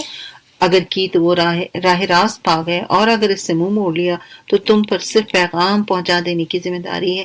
آگے اللہ خود اپنے بندوں کے معاملات دیکھنے والا ہے۔ دوبارہ یہاں پر ہم دیکھتے ہیں کہ بصیر کی صرف جو ہے بیان کی گئی، یعنی جو ہر چیز دیکھتا ہے، ہر چیز چاہے وہ کتنی ہی چھوٹی کیوں نہ ہو۔ اور قرآن پاک میں بصیر کا لفظ جو ہے تقریباً 42 ٹائمز آیا ہے، اور بصیر اکثر جو ہے آپ کو خبیر کے ساتھ ملے گا، ٹھیک ہے نا؟ آگے آئیے آیت 21 میں۔ جو لوگ اللہ کے احکام اور ہدایت کو ماننے سے انکار کرتے ہیں، اس کے پیغمبروں کو ناحق قتل کرتے ہیں اور ایسے لوگوں کی جان کے درپے ہو جاتے ہیں جو خلق خدا میں عدل و راستی کا حکم دینے کے لیے اٹھیں، ان کو دردناک سزا کی خوشخبری سنا دو۔ یہ وہ لوگ ہیں جن کے اعمال دنیا اور آخرت دونوں میں ضائع ہو گئے، ان کا کوئی مددگار نہیں۔ تم نے دیکھا نہیں کہ جن لوگوں کو کتاب کے علم میں سے کچھ حصہ ملا ان کا کیا حال ہے؟ اچھا، یہ جو یہاں پر بات ہوئی رہی ہے نا کہ ان کو خوشخبری سنا دو، یہ بیسیکلی تنزیہ انداز ہے، رائٹ؟ مطلب یہ کہ جن کرتوتوں پر وہ آج بہت خوش ہو رہے ہیں غلط کام کر کے، کل کو وہ اس کا انجام جو ہے بھگتیں گے۔ تم نے دیکھا نہیں جن لوگوں کو کتاب کے علم میں سے کچھ حصہ ملا ان کا کیا حال ہے؟ انہیں جب کتاب الہی کی طرف بلایا جاتا ہے تاکہ وہ ان کے درمیان فیصلہ کر دے تو ان میں سے ایک فریق اس سے پہلو تہی کرتا ہے، یعنی بچ کے نکلتا ہے، اور اس فیصلے کی طرف آنے سے منہ پھیر جاتا ہے۔ ان کا یہ طرز عمل اس وجہ سے ہے کہ وہ کہتے ہیں کہ آتش دوزخ تو ہمیں مس تک نہ کرے گی، یعنی چھوئے گی تک نہیں. اور اگر دوزخ کی سزا ہم کو ملی بھی تو بس چند روز. یعنی یہ جو یہودی ہیں نا، یہ اپنے آپ کو نعوذ باللہ اللہ تعالیٰ کا چہیتا سمجھتے ہیں. وہ اس خام خیال میں مبتلا ہیں کہ ہم کچھ بھی کر لیں جنت ہماری پکی ہے. ان کے خود ساختہ عقیدوں نے ان کو اپنے دین کے معاملے میں بڑی بڑی غلط فہمیوں میں ڈال رکھا ہے. مگر کیا بنے گی ان پر جب انہیں اس روز جمع کریں گے جس کا آنا یقینی ہے. اس روز ہر شخص کو اس کی کمائی کا بدلہ پورا پورا دیا جائے گا اور کسی پر ظلم نہیں ہوگا. کہو خدایا ملک کے مالک، تو جسے چاہے حکومت دیتا ہے، جس سے چاہے چھین لیتا ہے، جسے چاہے عزت بخشے اور جس کو چاہے ذلیل کر دے. بھلائی تیرے اختیار میں ہے، بے شک تو ہر چیز پر قادر ہے. اب یہ جو ہے قل اللہم مالک الملک تؤتی ملک من تشاء وتنزع الملک ممن تشاء وتعز من تشاء وتذل من تشاء. ہم بہت یہ سنتے ہیں نا اس آیت کو، کیونکہ عزت اور ذلت جو ہے وہ سب کچھ اللہ کے ہاتھ میں. تو یہاں پر اللہ تعالیٰ کی دو صفات بیان کی گئی ہیں. ایک ہے مالک. مالک کا مطلب ہوتا ہے بادشاہ، اور المالک یعنی ایسا بادشاہ جو سب بادشاہوں کا بادشاہ ہو، جس کی سلطنت سارے دوسرے بادشاہوں کی سلطنت کا بھی بادشاہ ہے. رائٹ، اس لیے وہ بادشاہ کی صرف لائی گئی ہے کیونکہ وہ عظیم ہے، کبریائی ہے اس کے اندر، غلبہ ہے اس کے اندر، تدبیر ہے، انتظام ہے. خالی زمین والی بات نہیں ہے کہ بھئی ایک زمین ہے تو ایک بادشاہ ہے تو اس کا وہ بادشاہ مر گیا اور اس کا بیٹا جو ہے وہ بادشاہ بن گیا، تو چاہے اس کے پاس عقل ہو نہ ہو، کوئی تدبیر ہو نہ ہو، کچھ بھی نہیں ہو، لیکن بادشاہ بن گیا. نہیں، یہ ایسا بادشاہ ہے جس کے اندر تمام خصوصیات ہیں. رائٹ، اس ایسے تخلیق میں احکامات جاری کرنے والا ہے جو جزا اور سزا دینے کی طاقت رکھتا ہے. رائٹ، سب اس کے بندے ہیں، سب اس کے محتاج ہیں، لیکن وہ اکیلا مالک ہے، تنہا مالک ہے. اور اسی طرح قدیر آیا، یعنی وہ اپنی قدرت سے زندہ بھی کرتا ہے، موت بھی دیتا ہے، اور اپنی قدرت سے بندوں کو جزا و سزا کے لیے اٹھائے گا پھر نیکی والے دن. رائٹ، تو آپ دیکھیں کہ ایک مالک اور ایک قدیر، دونوں جو ہیں اگر آپ مطلب نکالیں تو دونوں کا ایک ہی مطلب نکل رہا ہے. بادشاہ ہے، لیکن بادشاہ بھی ہے اور قدرت بھی ہے. ابھی میں نے آپ کو ایک دنیاوی بادشاہ کی اگزامپل دی، تو وہ اس کے اندر ساری قدرت نہیں ہوتی ہے، اس کے اندر ساری طاقت نہیں ہوتی ہے، لیکن یہ بادشاہ بھی ہے اور قدیر بھی ہے، قادر بھی ہے. اور اسی کی مزید جو ہے وضاحت آگے بھی ہو رہی کہ رات کو دن میں پروتا ہوا لے آتا ہے اور دن کو رات میں. ایسا بادشاہ ہے اور ایسی قدرت ہے. جاندار میں سے بے جان کو نکال دیتا ہے، یعنی ایک ماں جو ہے وہ بے جان بچے کو موت دے دیتی، یا اسی طرح بے جان میں سے جاندار کو نکال دیتا ہے جیسے انڈے میں سے چوزا نکل آتا ہے. رائٹ، اور جسے چاہتا ہے بے حساب رزق دیتا ہے. ایسا ہے یہ بادشاہ اور ایسی ہے اس کی یہ قدرت. مومنین اہل ایمان کو چھوڑ کر کافروں کو اپنا رفیق اور دوست ہرگز نہ بنائے. جو ایسا کرے گا اس کا اللہ سے کوئی تعلق نہیں، اور دوست بنانے سے مراد بہت دلی فرینڈ نہ بنائے. رائٹ، ہاں یہ معاف ہے کہ تم ان کے ظلم سے بچنے کے لیے بظاہر ایسا طرز عمل اختیار کر جاؤ. مطلب یہ کہ اگر کوئی مومن جو ہے کسی ایسی جماعت میں یا دشمنان اسلام کے ایسے گروہ میں پھنس گیا ہے جہاں اسے ظلم ستم کا ڈر ہے، تو وہ اپنے ایمان کو چھپا بھی سکتا ہے اور کافروں کے ساتھ ایسے رہ بھی سکتا ہے جیسے کہ وہ انہی کے ساتھ رہ رہا. ٹھیک ہے، اس کی اجازت ہے. ہاں یہ معاف ہے کہ تم ان کے ظلم سے بچنے کے لیے بظاہر ایسا طرز عمل اختیار کرو، مگر اللہ تمہیں اپنے آپ سے ڈراتا ہے اور تمہیں اس کی طرف پلٹ کر جانا ہے. اے نبی، لوگوں کو خبردار کر دو کہ تمہارے دلوں میں جو کچھ ہے اسے خواہ تم چھپاؤ یا ظاہر کرو، اللہ بہرحال اسے جانتا ہے. زمین و آسمان کی کوئی چیز اس کے علم سے باہر نہیں، اس کا اقتدار ہر چیز پر حاوی ہے. ہم کتنا پڑھتے ہیں نا، انک علی کل شیء قدیر واللہ علی کل شیء قدیر. رائٹ، ابھی 26 میں پڑھا، پھر 29 میں دوبارہ آ گیا. کیوں وہی صفات کیوں بار بار بیان کی جاتی؟ قادر مطلق ہے، وہ سب کچھ اس کے ہاتھ میں ہے. انسان پھر ہم لوگ جو بھٹک رہے ہوتے نا ادھر ادھر، اس کی مدد چاہیے، اس کی ہمدردی چاہیے، اس کا ساتھ چاہیے. استغفر اللہ.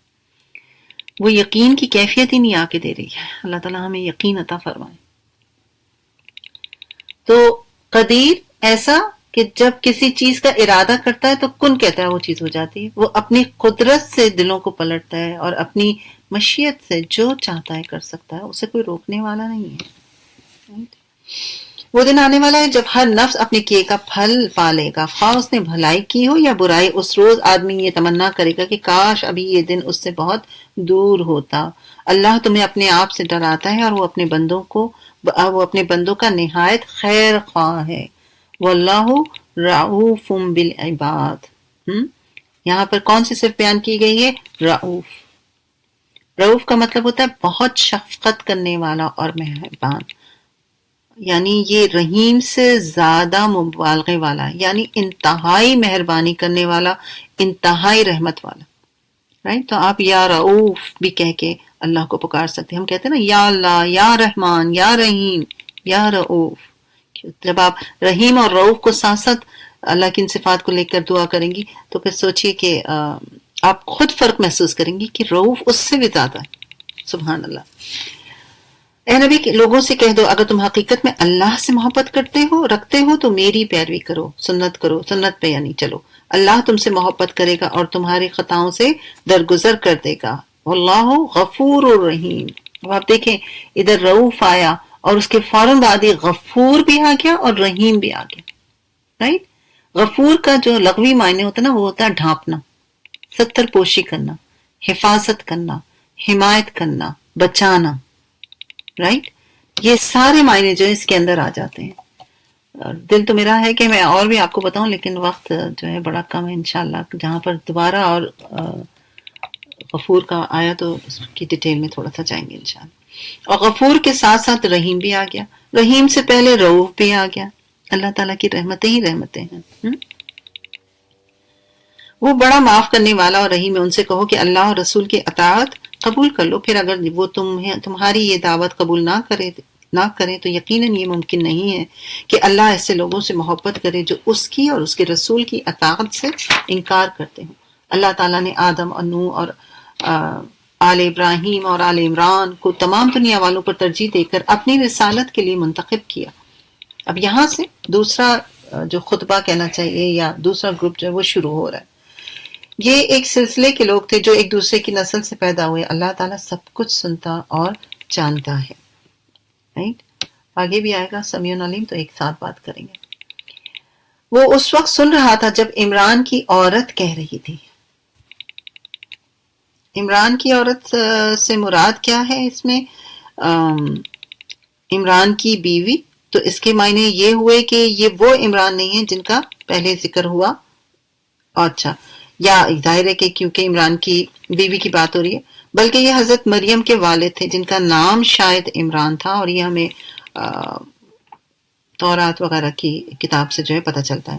اور اگر یہ عمران کی عورت سے مراد آل عمران کی عورت لی جائے تو اس کے معنی یہ ہوں گے کہ حضرت مریم کی والدہ اس قبیلے سے تعلق رکھتی تھی شاید اس وجہ سے. لیکن ہمارے پاس کوئی ایسا ذریعہ معلومات نہیں جس سے ہم قطعی طور پر فیصلہ کر سکیں اور کہیں کہ یہ بات صحیح ہے یا وہ بات صحیح ہے. لیکن بہرحال اسی نام پر اس صورت کا نام رکھا گیا ہے. وہ اس وقت سن رہا تھا جب عمران کی عورت کہہ رہی تھی کہ میرے پروردگار میں اس بچے کو جو میرے پیٹ میں ہے تیری نظر کرتی ہوں اور تیرے ہی کام کے لیے وقف کرتی ہوں. میری اس پیشکش کو قبول فرما لے کیونکہ تو سننے والا اور جاننے والا ہے، سمیع علیم ہے. رائٹ؟ تو وہ پریگننٹ تھی حضرت مریم کے اس سے اور وہ دعا کر رہی تھی بیٹے کے لیے تاکہ وہ ان کو اللہ کی راہ میں لگائے. تو اب دیکھیں اب سمیع علیم کے بارے میں ایک ہمیں واقعہ پتہ چلتا ہے. حضرت موسیٰ اشعری سے روایت ہے کہ ہم ایک مرتبہ رسول صلی اللہ علیہ وسلم کے ہمراہ جا رہے تھے. جب ہم کسی بلندی پر چڑھتے تو زور سے لا الہ الا اللہ اور اللہ اکبر کہتے. جب ہماری آوازیں بلند ہوئی تو نبی صلی اللہ علیہ وسلم نے فرمایا اے لوگوں اپنی جانوں پر رحم کرو کیونکہ تم کسی بہرے یا غائب کو نہیں پکار رہے بلکہ وہ تو تمہارے ساتھ ہی ہے. بے شک وہ خوب سنتا ہے اور انتہائی قریب ہے. رائٹ؟ یعنی سننے والا ہے، اس لیے ضروری سننے والا ہے تو اس لیے آپ ہلکے آواز میں بات کریں یا اونچی آواز میں بات کریں اس کے لیے both things are equal. right? اسی طرح وہ علیم ہے، یعنی کوئی انسان کسی بھی زبان میں بات کرے اللہ تعالیٰ اس کو جانتے ہیں، کیونکہ اللہ تعالیٰ انسانوں کی نیتوں، خیالات، اس کے ارادوں، اس کی سرگوشیوں سے بھی واقف ہے۔ اور یہاں پر آپ دیکھیں کہ یہ خاص طور پر ایک ماں کی دعا کے لیے آیا، right? آگے بھی آئے گا اس کا ذکر۔ پھر جب وہ بچی ان کے یہاں پیدا ہوئی تو اس نے کہا مالک میرے یہاں تو لڑکی پیدا ہو گئی ہے، حالانکہ جو کچھ اس نے جنا تھا اللہ کو اس کی خبر تھی، اور لڑکا لڑکی کی طرح نہیں ہوتا، کیونکہ وہ چاہتی تھی کہ وہ لڑکا ہو تو اس کو اللہ کی راہ میں لگا دیں گی، لیکن بیٹی کے لیے ذرا ڈفرینٹ سوچ تھی۔ خیر میں نے اس کا نام مریم رکھ دیا ہے، اور میں اسے اور اس کے آئندہ نسل کو شیطان مردود کے فتنے سے تیری پناہ میں دیتی ہوں۔ یہ بھی ہمیں دعا کرنا چاہیے، رائٹ، کہ اللہ ہمارے بچوں کو، ہماری نسلوں کو شیطان مردود کے فتنوں سے بچا کے رکھے۔ آخر کار اس کے رب نے اس لڑکی کو بخوشی قبول فرمایا، اسے بڑی اچھی لڑکی بنا کر اٹھایا اور زکریا کو اس کا سرپرست بنایا۔ زکریا جب کبھی اس کے محراب میں جاتے تو اس کے پاس کچھ نہ کچھ کھانے پینے کا سامان ہوتا۔ پوچھتے مریم یہ تیرے پاس کہاں سے آیا؟ وہ جواب دیتی اللہ کے پاس سے آیا ہے، اللہ جسے چاہتا ہے بے حساب دیتا ہے۔ یہ حال دیکھ کر زکریا نے اپنے رب سے پکارا، پروردگار اپنی قدرت سے مجھے نیک اولاد عطا فرما، تو ہی دعا کو سننے والا ہے۔ سمیع دعا، پھر سننے کی بات آئی، لیکن خاص طور پر یہاں پر دعا کے ساتھ یہ ورڈ آیا، یعنی دعا میں بھی یقین اس وقت پیدا ہوتا ہے جب انسان کو یہ علم ہو کہ اس کی دعا سنی جا رہی ہے۔ اگر انسان کو اس بات کا یقین ہو جائے تو انسان اپنی پریشانیاں انسانوں کے پاس لے کر ہی نہ جائے، رائٹ؟ یعنی جتنے یقین سے آپ دعا مانگیں گے اتنا ہی اس بات کی یقینی ہے کہ اللہ تعالیٰ آپ کی دعا کو قبول فرمائیں گے انشاءاللہ۔ اچھا، یہ اس وقت کی بات ہے جب حضرت مریم جو ہے بالغ ہو چکی تھی اور بیت المقدس کی عبادت گاہ ہیکل میں داخل تھی، وہ وہاں رہا کرتی تھی اور ذکر الہی میں مشغول رہتی تھی، رائٹ؟ اور زکریا علیہ السلام کی تربیت میں ان کو رکھا گیا تھا، ٹھیک ہے، اور کہا جاتا ہے کہ وہ ان کے رشتے میں خالو تھے۔ انہوں نے جب یہ دعا کی تو جواب میں فرشتوں نے آواز دی جبکہ وہ محراب میں کھڑا نماز پڑھ رہا تھا کہ اللہ تجھے یحییٰ کی خوشخبری دیتا ہے۔ یہ واحد نام ہے جو قرآن پاک میں آتا ہے حضرت زکریا کے بیٹے کے لیے، پہلی دفعہ جو نام دیا گیا۔ وہ اللہ کی طرف سے ایک فرمان کی تصدیق کرنے والا بن کر آئے گا، اس میں سردار یا بزرگی کی شان ہوگی، کمال درجے کا ضابطہ ہوگا، نبوت سے سرفراز ہوگا اور صالحین میں شمار کیا جائے گا۔ زکریا علیہ السلام نے کہا پروردگار بھلا میرے یہاں لڑکا کیسے پیدا ہوگا؟ میں تو بہت بوڑھا ہو چکا ہوں، میری بیوی بانجھ ہو چکی ہے۔ یہ تو جب بھی پڑھو نا تو ایک عجیب سی فیلنگ آتی ہے کہ ایک طرف دعا کیا، فوراً چونکہ دعا قبول ہو گئی تو ایک بے یقینی بھی انسان کا رویہ دکھایا گیا نا۔ دعا کی یا اللہ مجھے اولاد عطا کر، اور جب اس کی خوشخبری دے دی گئی تو کہہ رہے ہیں کہ یہ کیسے ہو سکتا ہے، میں تو بڈھا ہو گیا ہوں۔ تو سبحان اللہ، انسان کچھ ایسا ہی ہے، رائٹ؟ وہ اللہ کی طرف سے اچھا جواب ملا، ایسا ہی ہوگا، اللہ جو چاہتا ہے کرتا ہے۔ عرض کیا مالک پھر کوئی نشانی میرے لیے مقرر کر دے، یعنی مجھے اور یقین چاہیے۔ کہا نشانی یہ ہے کہ تم 3 دن تک لوگوں سے اشاروں کے سوا کوئی بات نہیں کر سکو گے، یعنی ایک دم ان کے بولنے کی جو طاقت ہے وہ لے لی گئی۔ اس دوران میں اپنے رب کو بہت یاد کرنا اور صبح و شام اس کی تسبیح کرتے رہنا۔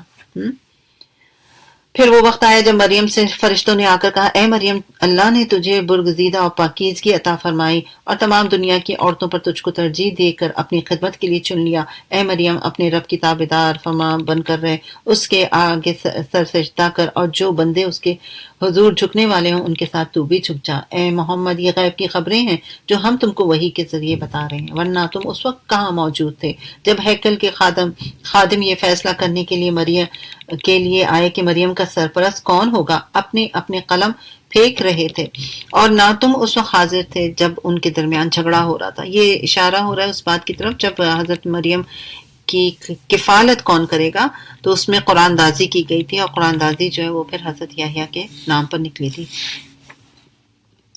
اور جب فرشتوں نے کہا اے مریم اللہ تجھے اپنے ایک فرمان کی خوشخبری سنا رہا ہے، اس کا نام مسیح عیسیٰ ابن مریم ہوگا، دنیا آخرت میں معزز ہوگا، اللہ کے مقرب بندوں میں شمار کیا جائے گا، لوگوں سے گہوارے میں بھی کلام کرے گا اور بڑی عمر کو پہنچ کر بھی، اور وہ ایک مرد صالح ہوگا۔ یہ سن کر مریم بولی پروردگار میرے ہاں بچہ کہاں سے ہوگا، مجھے تو کسی شخص نے ہاتھ تک نہیں لگایا، رائٹ، یعنی ان کو عیسیٰ علیہ السلام کی خوشخبری جو ہے وہ دی جا رہی تھی۔ جواب ملا ایسا ہی ہوگا، اللہ جو چاہتا ہے وہ پیدا کرتا ہے، وہ جب کسی کام کا فیصلہ کر لیتا ہے فرماتا ہے تو بس کہتا ہے کہ ہو جا اور وہ ہو جاتا ہے۔ فرشتوں نے پھر اپنے سلسلہ کلام میں کہا اور اللہ اس سے کتاب اور حکمت کی تعلیم دے گا، تورات اور انجیل کا علم سکھائے گا اور بنی اسرائیل کی طرف اپنا رسول مقرر کرے گا، رائٹ۔ اور جب وہ بحثیت رسول بنی اسرائیل کے پاس آیا تو اس نے کہا، اب آپ اس معنوں کو صحیح سے سمجھیں تو اس کے ڈیٹیل میں جانے کی ضرورت نہیں ہے، بالکل بھی بہت کلیئر باتیں۔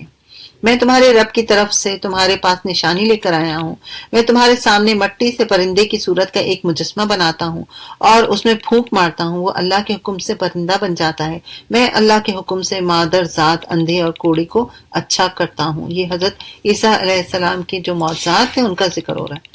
اور مردے کو زندہ کرتا ہوں، میں تمہیں بتاتا ہوں کہ تم کیا کھاتے ہو اور کیا اپنے گھر میں ذخیرہ کرتے ہو، یعنی اللہ نے انہیں یہ طاقت بھی دے رکھی تھی کہ اگر کوئی آ کے ان کے پاس بیٹھ جائے تو وہ بتا سکتے تھے کہ وہ کیا کھا کر آیا ہے اور ان کے گھروں میں کیا کچھ ہے۔ اس میں تمہارے لیے کافی نشانی ہے اگر تم ایمان لانے والے ہو، اور میں اس تعلیم و ہدایت کی تصدیق کرنے والا بن کر آیا ہوں جو تورات میں سے اس وقت میرے زمانے میں موجود ہے، اور اس لیے آیا ہوں کہ تمہارے لیے بعض ان چیزوں کو حلال کر دوں جو تم پر حرام کر دی گئی۔ دیکھو میں تمہارے رب کی طرف سے تمہارے پاس نشانی لے کر آیا ہوں، لہٰذا اللہ سے ڈرو، میری اطاعت کرو، اللہ میرا رب بھی ہے اور تمہارا رب بھی، لہٰذا تم اس کی بندگی اختیار کرو، یہی سیدھا راستہ ہے۔ جب عیسیٰ نے محسوس کیا کہ بنی اسرائیل کفر و انکار پر آمادہ ہے تو اس نے کہا کون اللہ کی راہ میں میری مددگار ہوگا؟ حواریوں نے جواب دیا ہم اللہ کے مددگار ہیں، ہم اللہ پر ایمان لائے، گواہ رہو کہ ہم مسلم ہیں۔ حواری کا مطلب جیسے ہم صحابی بولتے ہیں نا نبی صلی اللہ علیہ وسلم کے ساتھیوں کو، تو اسی طرح عیسیٰ علیہ السلام کے ساتھیوں کو حواری کہا جاتا ہے۔ انہوں نے کہا گواہ رہو کہ ہم اللہ کے مددگار ہیں، ہم اللہ پر ایمان رہے، گواہ رہو کہ ہم مسلمان ہیں، مالک جو فرمان تو نے نازل فرمایا ہم نے اسے مان لیا اور رسول کی پیروی کی، ہمارا نام گواہی دینے والوں میں لکھ دیجیے گا۔ پھر بنی اسرائیل مسیح کے خلاف خفیہ تدبیریں کرنے لگے، رائٹ۔ اب جب بات واضح ہو گئی تو بجائے یہ کہ وہ ایمان لاتے انہوں نے تدبیریں شروع کر دی۔ جواب میں اللہ تعالیٰ نے بھی اپنی خفیہ تدبیر کی، اور ایسی تدبیروں میں اللہ سب سے بڑھ کر ہے، خیر الماکرین، یعنی جب اللہ کے لیے یہ صفت استعمال ہوتی ہے تو اس کا مطلب یہ ہے کہ وہ بہترین تدبیر کرنے والا ہے۔ ایک مشہور مقولہ ہے نا کہ جو اپنے بھائی کے لیے کنواں کھودتا ہے وہ خود اسی میں گرتا ہے، تو وہ کسی کے لیے بری تدبیر کے لیے کام کر رہا ہوتا ہے تب ایسی بات کی جاتی ہے، وہ خود اس کا شکار ہو جاتا ہے، لیکن اللہ کی تدبیر جو ہے وہ کامیاب ہوتی ہے۔ مکر کا ورڈ اردو میں بھی ہم بولتے ہیں نا، چالیں چلنا نیگیٹو میں لیا جاتا ہے، لیکن جب یہ اللہ کے لیے استعمال ہوتا ہے تو پھر اس کو تدبیر کے معنی میں استعمال کرتے ہیں۔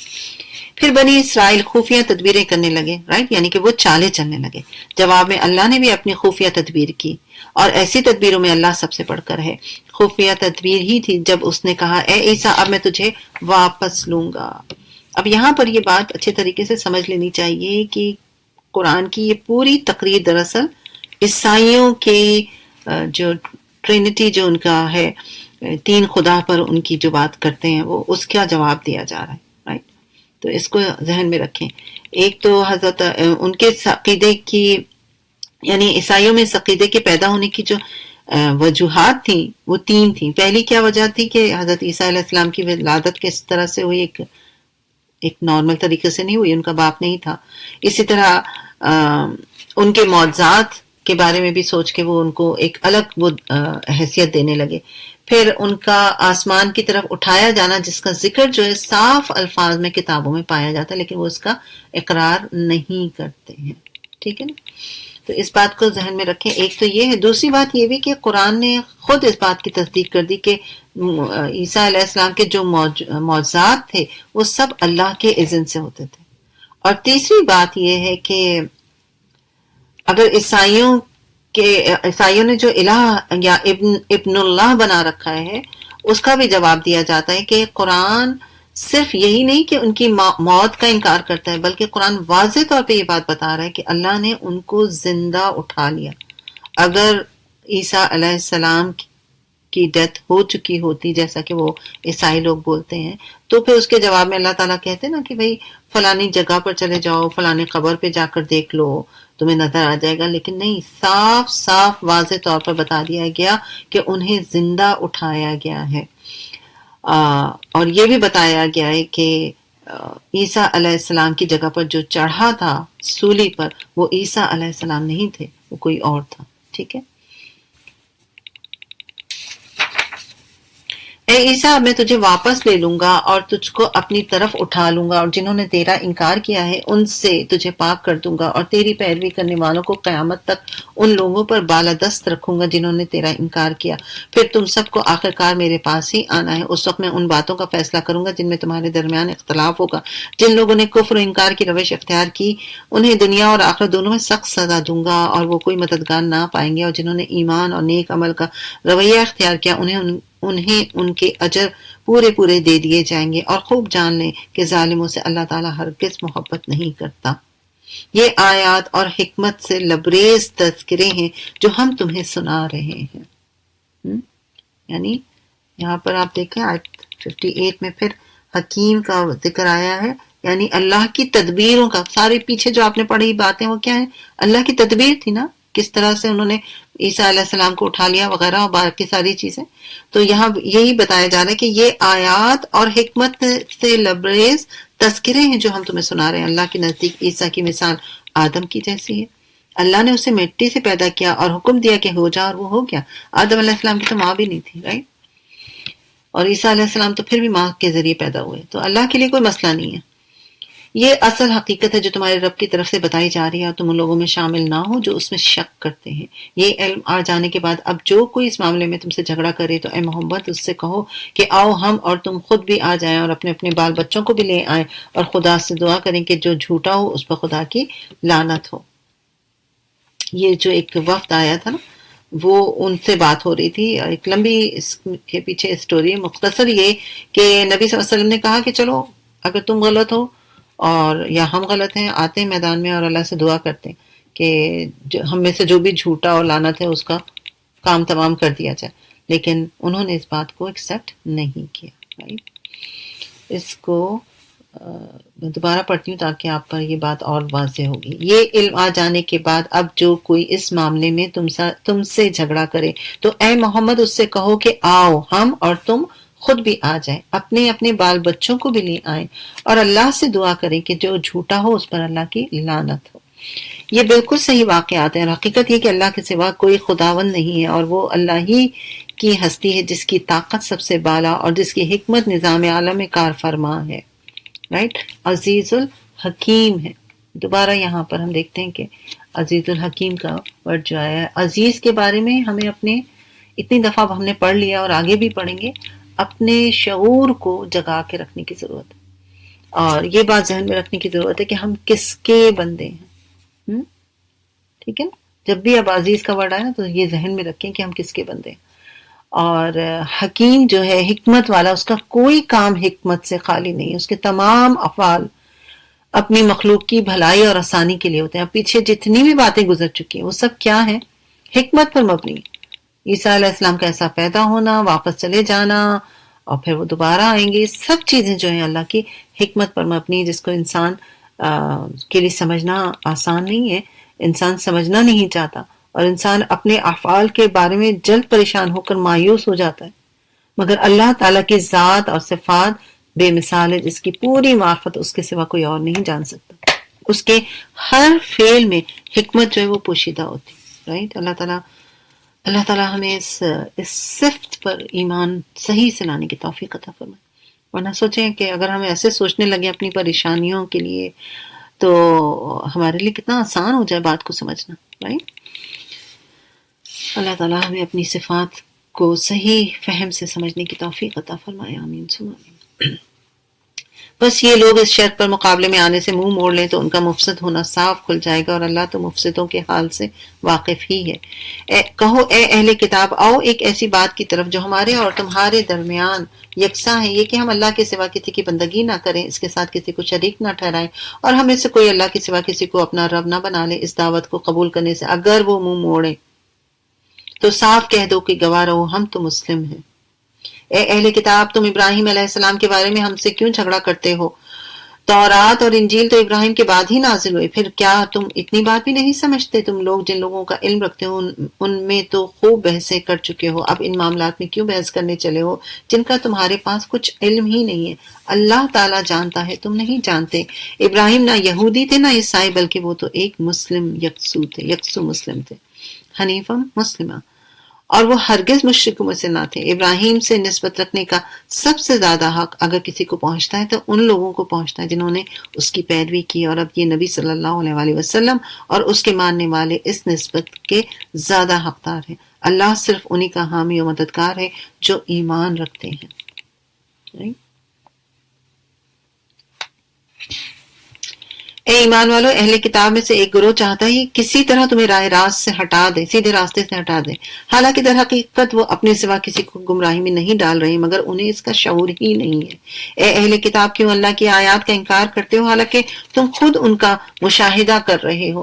اے اہل کتاب، کیوں حق کو باطل کا رنگ چڑھا کر مشتبہ بناتے ہو؟ کیوں جانتے بوجھتے حق کو چھپاتے ہو؟ اہل کتاب میں سے ایک گروہ کہتا ہے کہ اس نبی کے ماننے والوں پر جو کچھ نازل ہوا ہے اس پر صبح ایمان لاؤ اور شام کو اس کا انکار کر دو۔ اب انہوں نے اپنی وہ جو مکر ہے نا، جو چال بازیاں ہیں وہ چلنی شروع کی، اپنے لوگوں کو کہا کہ صبح ایمان لے آؤ شام کو انکار کر دو، تاکہ جو نئے نئے نیو مسلم سچے دل سے ہوئے وہ تھوڑے کنفیوز ہو جائیں، کیونکہ بہرحال یہ علم والے مشہور تھے نا، تو اس وجہ سے انہوں نے یہ ایک ٹرک جو ہے اختیار کی۔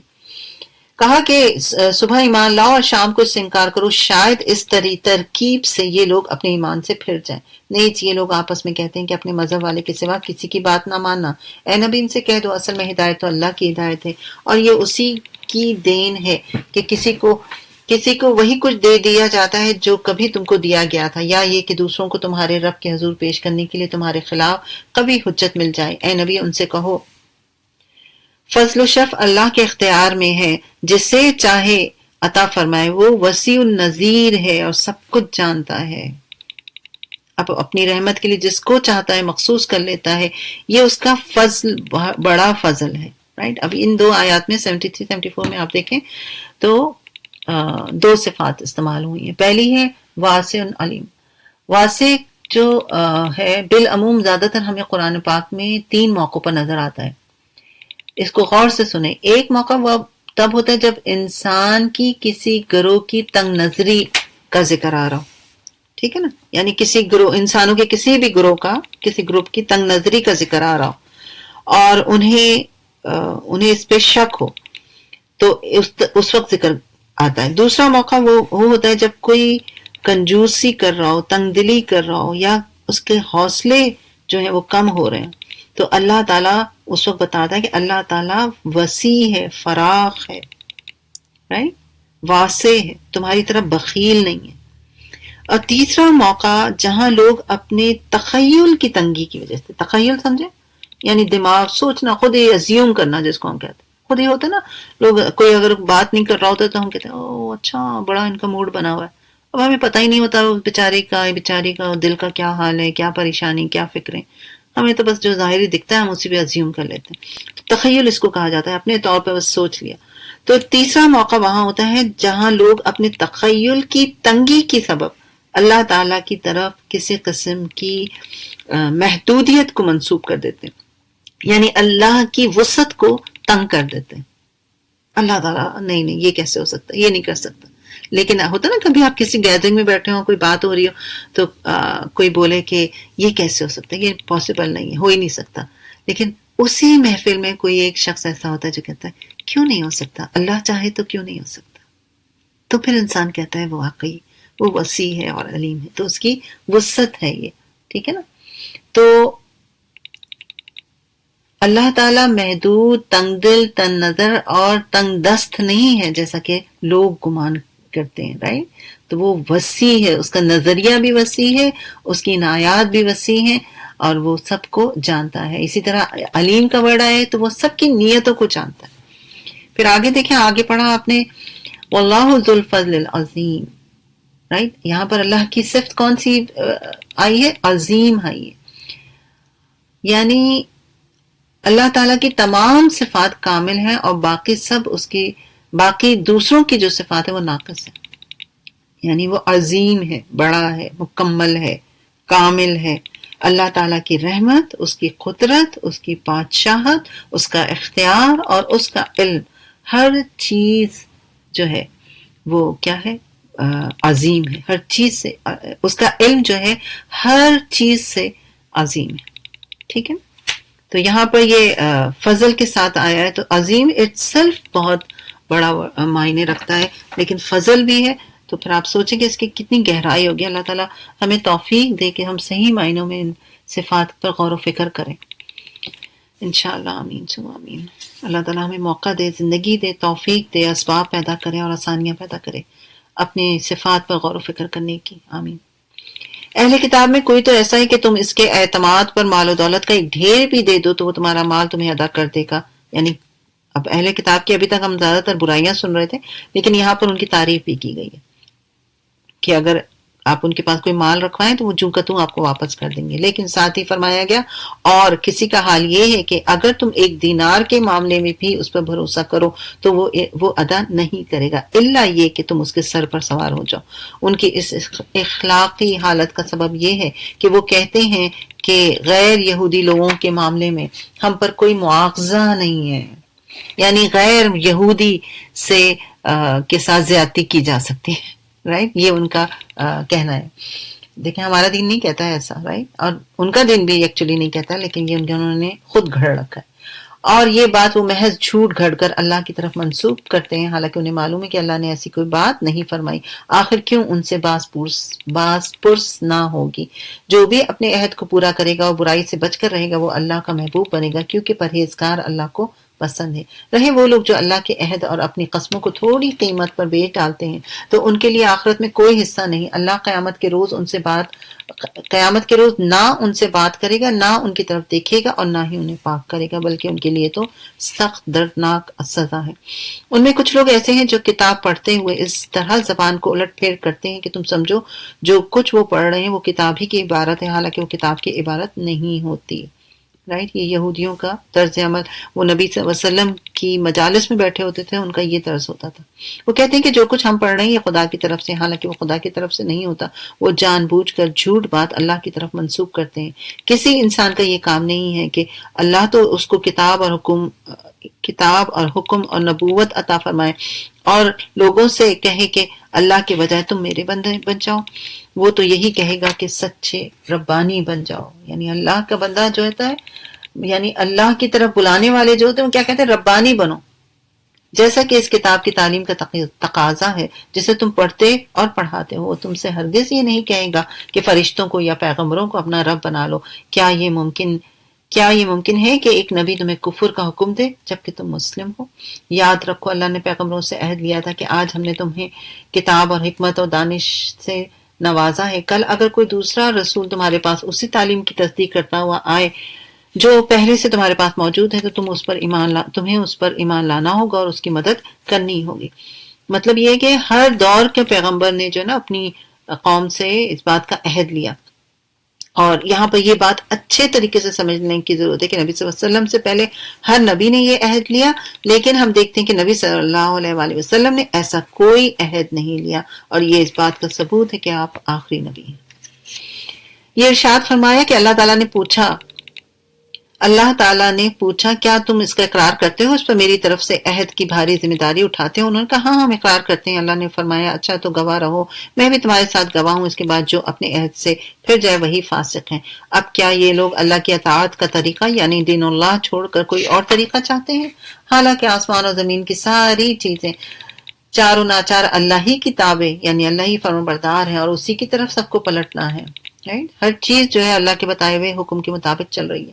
اے نبی کہو ہم اللہ کو مانتے ہیں، اس تعلیم کو مانتے ہیں جو ہم پر نازل کی گئی، ان تعلیمات کو بھی مانتے ہیں جو ابراہیم، اسماعیل، اسحاق، یعقوب اور اولاد یعقوب پر نازل ہوئی، اور ان ہدایات پر بھی امن رکھتے ہیں، ان ہدایات پر بھی ایمان رکھتے ہیں جو موسیٰ اور عیسیٰ اور دوسرے پیغمبروں کو ان کے رب کی طرف سے دی گئی۔ ہم ان کے درمیان تفریق نہیں کرتے، ہم اللہ کے تابع فرمانبردار مسلم ہیں۔ اقرار کیا آپ نے بھی اس بات کا؟ اس فرمانبرداری کے سوا جو شخص کوئی اور طریقہ اختیار کرنا چاہے اس کا وہ طریقہ ہرگز قبول نہیں کیا جائے گا، اور آخرت میں وہ ناکام و نامراد رہے گا۔ کیسے ہو سکتا ہے کہ اللہ ان لوگوں کو ہدایت بخشے جنہوں نے نعمت ایمان پا لینے کے بعد پھر کفر اختیار کر لیا، حالانکہ وہ خود اس بات پر گواہی دے چکے ہیں کہ یہ رسول حق پر ہے اور ان کے پاس روشن نشانیاں آ چکی ہیں۔ اللہ ظالموں کو تو ہدایت نہیں دیا کرتا، ان کے ظلم کا صحیح بدلہ یہی کہ ان پر اللہ اور فرشتے اور تمام انسانوں کی پھٹکار ہے، اسی حالت میں وہ ہمیشہ رہیں گے، نہ ان کی سزا میں تخفیف ہوگی نہ انہیں مہلت دی جائے گی، البتہ وہ لوگ بچ جائیں گے جو اس کے بعد توبہ کر کے اپنے طرز عمل کی اصلاح کرتے ہیں، پھر اپنے طرز عمل کی اصلاح کر لیں۔ اللہ بخشنے والا اور رحم فرمانے والا ہے، غفور الرحیم۔ پھر اللہ کی صرف جو ہے آئی غفور جو ہوتا ہے نا، غین فا را سے اس کا روٹ ورڈ ہوتا ہے، اور یہ باب دربا کے وزن پر ہے۔ تو کسی کو کسی کو ایسی چیز پہنا دینے کو کہتے ہیں جو اسے میل کچیل سے محفوظ رکھے، رائٹ؟ اور اسی طرح ایک اور استعمال ہوتا ہے ایک پھر صوبہ فل وعائی، یعنی اپنے کپڑوں کو صندوق وغیرہ میں ڈال کر چھپا دو۔ مطلب یہ کہ اللہ تعالیٰ ہمارے گناہوں کو کیا کرتا ہے؟ چھپاتا ہے۔ بہت سارے اس کے معنی آپ کو ملیں گے، لیکن آسان ترین بات یہ کہ وہ ہمارے اعمال کو چھپا دیتا ہے، ڈھانپ دیتا ہے، رائٹ؟ تو بخشش اسی کے معنی میں آتے ہیں۔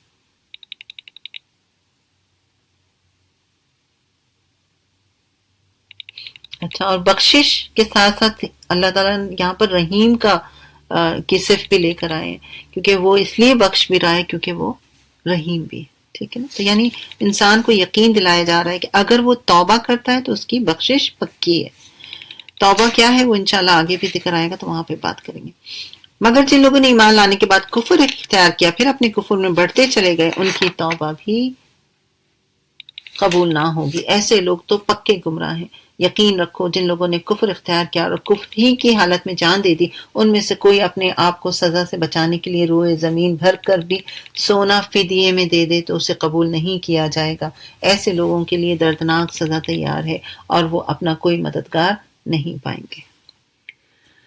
چلیے الحمدللہ آپ کا یہ جز مکمل ہوا۔ تو جز 3 میں آپ نے ماشاءاللہ کتنے سارے نام جو ہیں پڑھے ہیں، حی القیوم، علی العظیم، فضل العظیم، عزیز ذو انتقام، سمیع الدعا، وہاب، علیم، پھر قدیر، ولی، واسع، سمیع، رؤوف، خبیر، حمید، حلیم، مالک، غنی، عزیز، ہاں اتنی ساری صفات جو ہے ماشاءاللہ ہم نے اس جز میں پڑھی ہیں۔ اللہ سے دعا ہے کہ اللہ سبحانہ وتعالی ہمیں ان صفات سے فائدہ اٹھانے والا بنائے، آمین ثم آمین یا رب العالمین۔ انشاءاللہ آگے بڑھتے ہیں جز 4۔